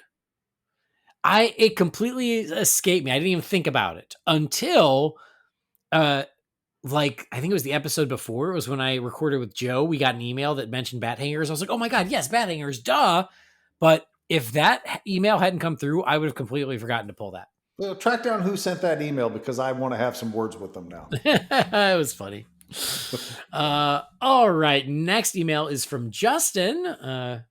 Pitrowitz. I'm sorry, Justin. Just Justin. Justin's great. It says, hey guys, I'm a little late, so I apologize, but I wanted to say thank you for all the joy that you bring us every single week. Andy, I feel like you, Jamie, and Brendan are members of my family. I had the honor of being on an episode where we reviewed the Joker graphic novel by Azzarello, and it was one of the best times I've had talking comic books. I think I speak for all of us when I say that when the new episode drops, we all jump for joy. You guys keep great company. I felt the need to write to you because when you kicked off the episode saying that there won't be a 20th anniversary, that really hit hard. Tears started to form in my eyes, but then I reassured myself by remembering I will always have a backlog of episodes to laugh at and feel happy with. Don't worry, this isn't a plea to beg for another 10 years because I know all good things must come to an end. So when that happens, just know that you three have made such an impression on so many lives and given so many of us an outlet for our Cape Talk. Whenever I talk to friends and family about superheroes, I always reference Holy BatCast. I'm sure my cousin is tired of hearing of it, but I had to give you guys praise wherever I can. I really hope the show goes on for as long as possible, but boy, oh boy, whenever that finale happens, it will be one for the history books. I feel like I'm not expressing my appreciation and love for all of you as well as I would like, so I'll just stop here with the rambling. Just one last time, thank you from the bottom of my heart for being such a bright spot and a comforting 2 hours of my life every time I get to listen. With warmest regards, Justin. P.S. Manscaped rocks, Batscaped for an additional 20% off. Justin, great to hear from you. Thank you so much for writing in. I'm glad that you enjoyed talking about the Joker graphic novel way back when. God, that was a while ago, but always good to hear from you. And yeah, thank you for all the kind words. Really do appreciate it. And so glad that we have been a happy part of your podcast listening. I love it. I got to say this. Oh, good. If we do make it another 10 years, I will be then old enough to be sitting by myself in my large home in the dark, waiting for my genetically enhanced modified son to show up and take over the mantle for me. Okay, great. We'll call it Holy BatCast Beyond. Nice. So I started the 10th anniversary episode being like, oh, I don't know, guys. I don't know if I have another 10 years in me. Don't know about that. I thought it was pretty clear that it's like, we'll see. We'll see what happens. But I have gotten so many messages since that episode came out of people being like, oh my God, are you ending the show? And I'm like, no, I'm not ending it right now. 10 years just sounds like a lot and I'm not ready to commit to 10 years. So guys, rest easy. Rest easy. I'm not going anywhere anytime soon. Neither is Jamie, neither is Brendan. We're here for a while. I don't know when the podcast is going to end, but I mean, someday it has to, right? Like nothing lasts forever. So that's all. It's just the idea of committing to another 10 years right here and right now feels like a big commitment.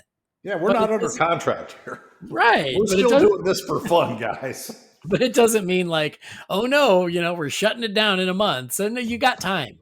It's all good. So no panicking, but it's very sweet that enough people would miss us, and I appreciate that. But Justin, don't worry. We're not going anywhere anytime soon. We're here for a bit, so don't worry about it. And I appreciate the extra Manscaped plug, and I'm sure they do too. All right, next email is from Dave Chambers. It says, happy 10 years to Andy, Jamie, and Brendan. I can't believe that Holy BatCast is 10 years old. I've been along for the ride. Right. I've been along for the ride for 9 of those years, and it's been awesome. Finding this podcast while I was working a data entry job helped pass the time. But over the years, you guys have been constant companions during work, road trips, grocery shopping, and late nights after my daughter was born. While I am up to the point of BVS in the podcast, I did want to pause and say, Andy, while I'm up to the point of BVS in the podcast, and I guess in the 10th anniversary podcast. Sorry, I was a little confused. I wanted to pause and say, Andy, I loved what you shared about your mom. Listening to you share how she wanted to be a part of the party was so sweet. It made me think about my mom, who passed away in July of 2022. I just cried and smiled as you talked because my mom was supportive of this crazy comic book and collectible hobby too. In fact, it was because of this show that I have a sweet final memory with her before she passed. After you had Mr. Carl Newman on the show, I reached out to him via Instagram and began chatting with him. He is truly a kind gentleman who was gracious to chat Batman with me. The last thing I was able to tell my mom the day before she passed was that I got to talk to Batman. And it's because of this show and Carl that I have that memory. Thank you, truly thank you for that memory. And here's to more years in the Batcave, David Chambers. Oh, wow, David. I wasn't ready for where that was going. But thank you so much. I love hearing that we we go grocery shopping with you, and we go on walks and road trips with you, and we kept you company right after your daughter was born. God, those, man, what We times seem to those be are. involved in a lot of people's kids' lives. That's all I'm saying. I know, but it's pretty awesome. I love Don't none of y'all start sending emails about how we were around when your kid was conceived. I don't need that much information. I mean, I know that I was in Brendan's mind when Henry was conceived.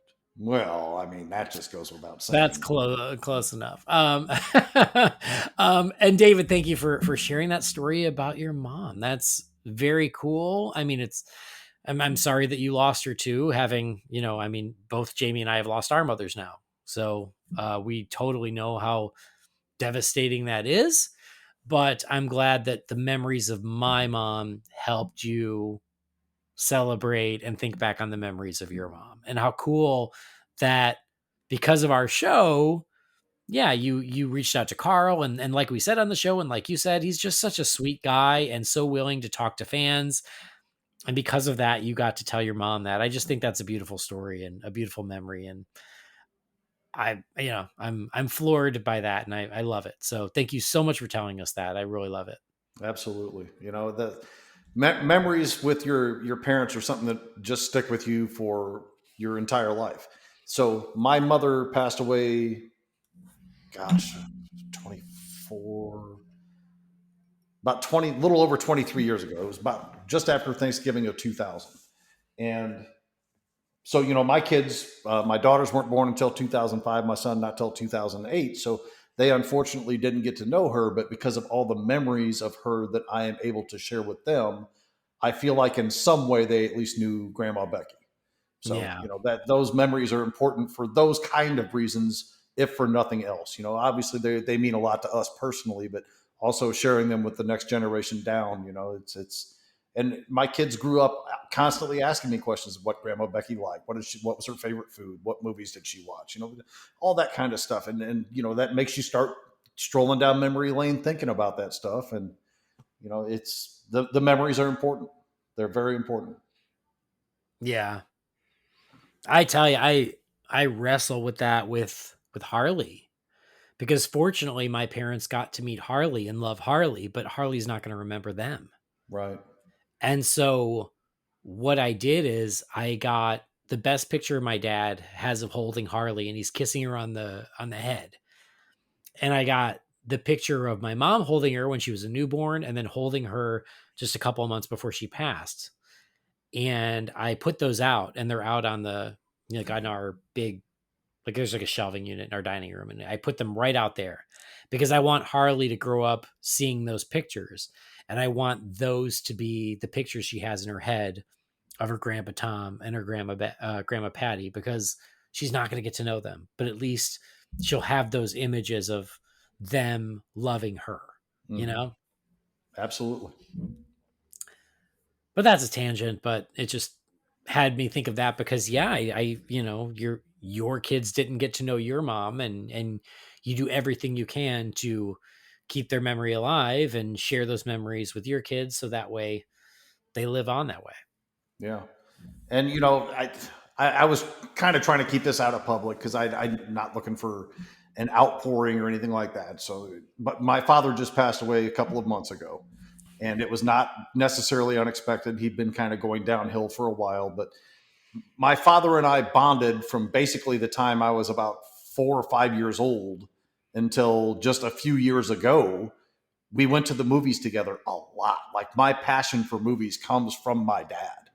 You know, he would get off work on Fridays and come and pick me up from school, and we would go to the movies, whether it was a James Bond movie or a Chuck Norris movie or an Arnold Schwarzenegger movie or, you know, a Star Trek movie. I was just watching Wrath of Khan earlier today, and I remember Dad taking me to see that. So as I'm watching these movies over and over again, you know, I'm remembering, oh yeah, Dad and I saw this together in the theater. Dad and I watched this at home. Like my father, one of his favorite movies was Die Hard. It was one of those. My dad wasn't one that would sit around and like watch a lot of movies over and over again, but like if he was flipping channels on the remote and he came across Die Hard, it didn't matter if it was 10 seconds before the end credits or 5 seconds before the beginning credits.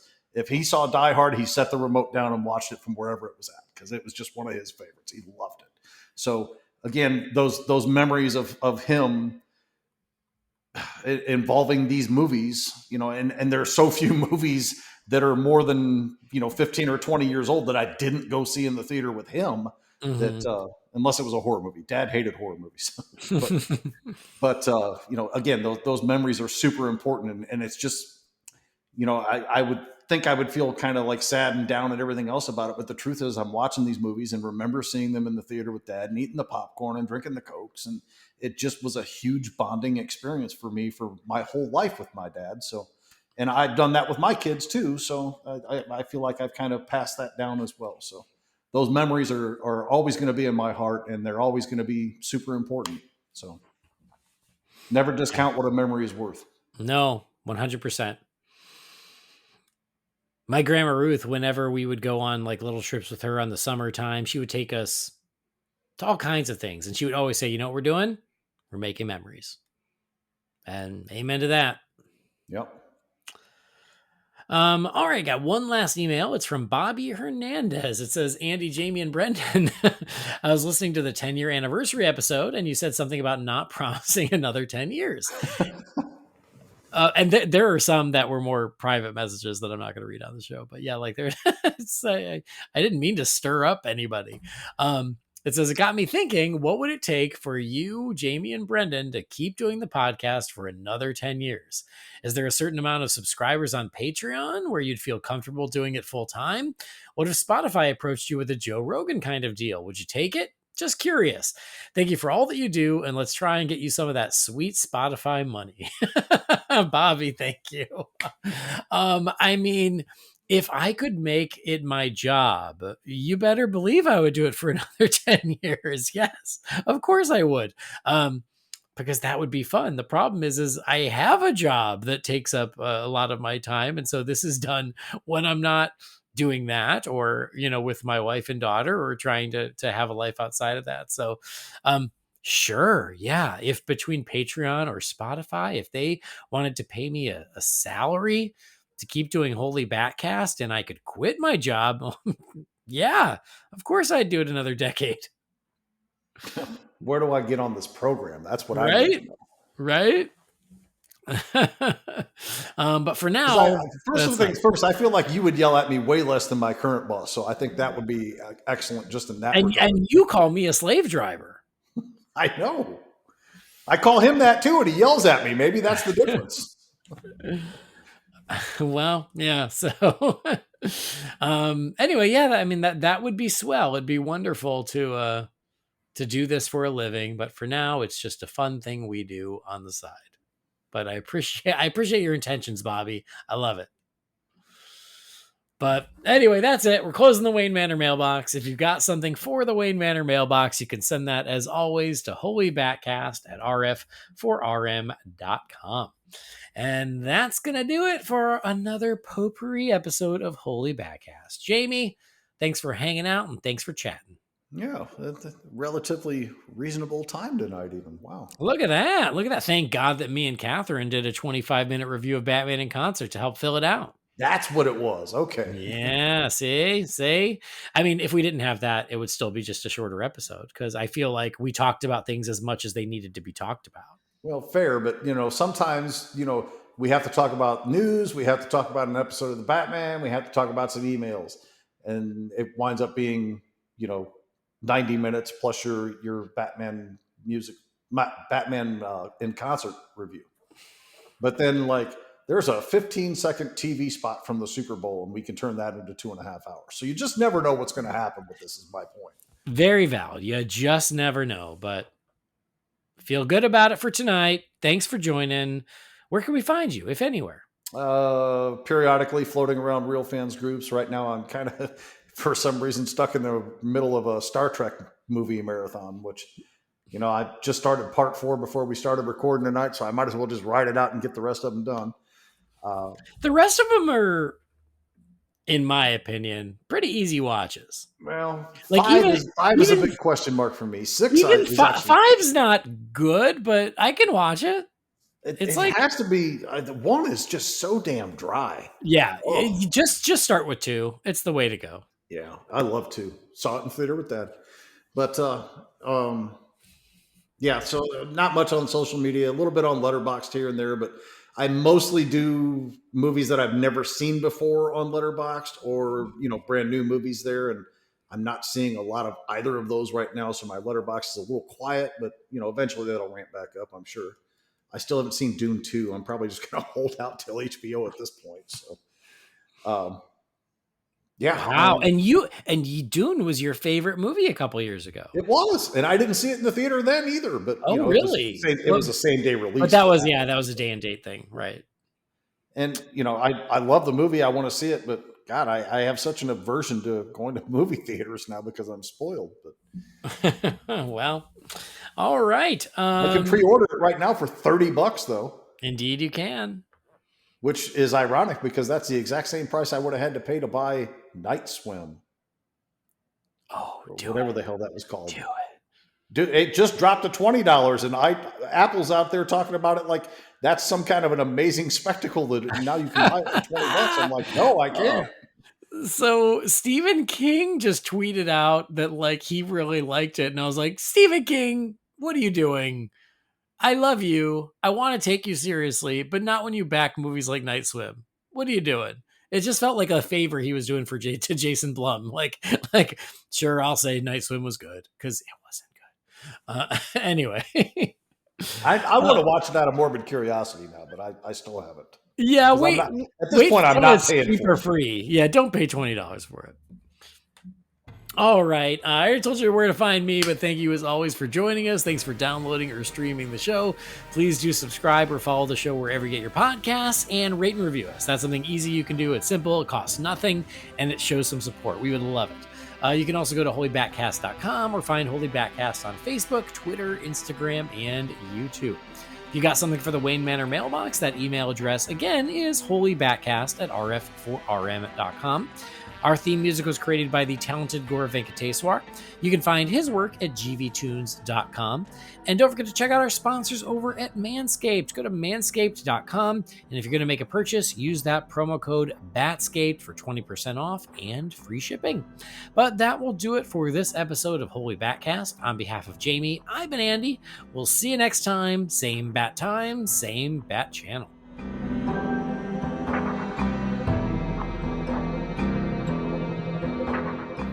Holy BatCast is not affiliated with Warner Brothers or DC Entertainment. The views and opinions shared by the participants are theirs and theirs alone and do not represent the companies or organizations they happen to work for.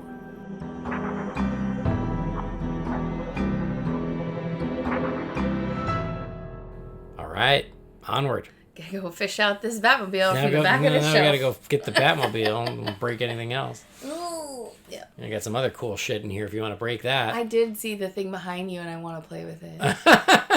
What is that? Which thing? It's another one like that. These Batman Polly Pockets, man. They've been a rabbit hole thanks to those toy episodes. Shit. But they're so cool. They are so cool.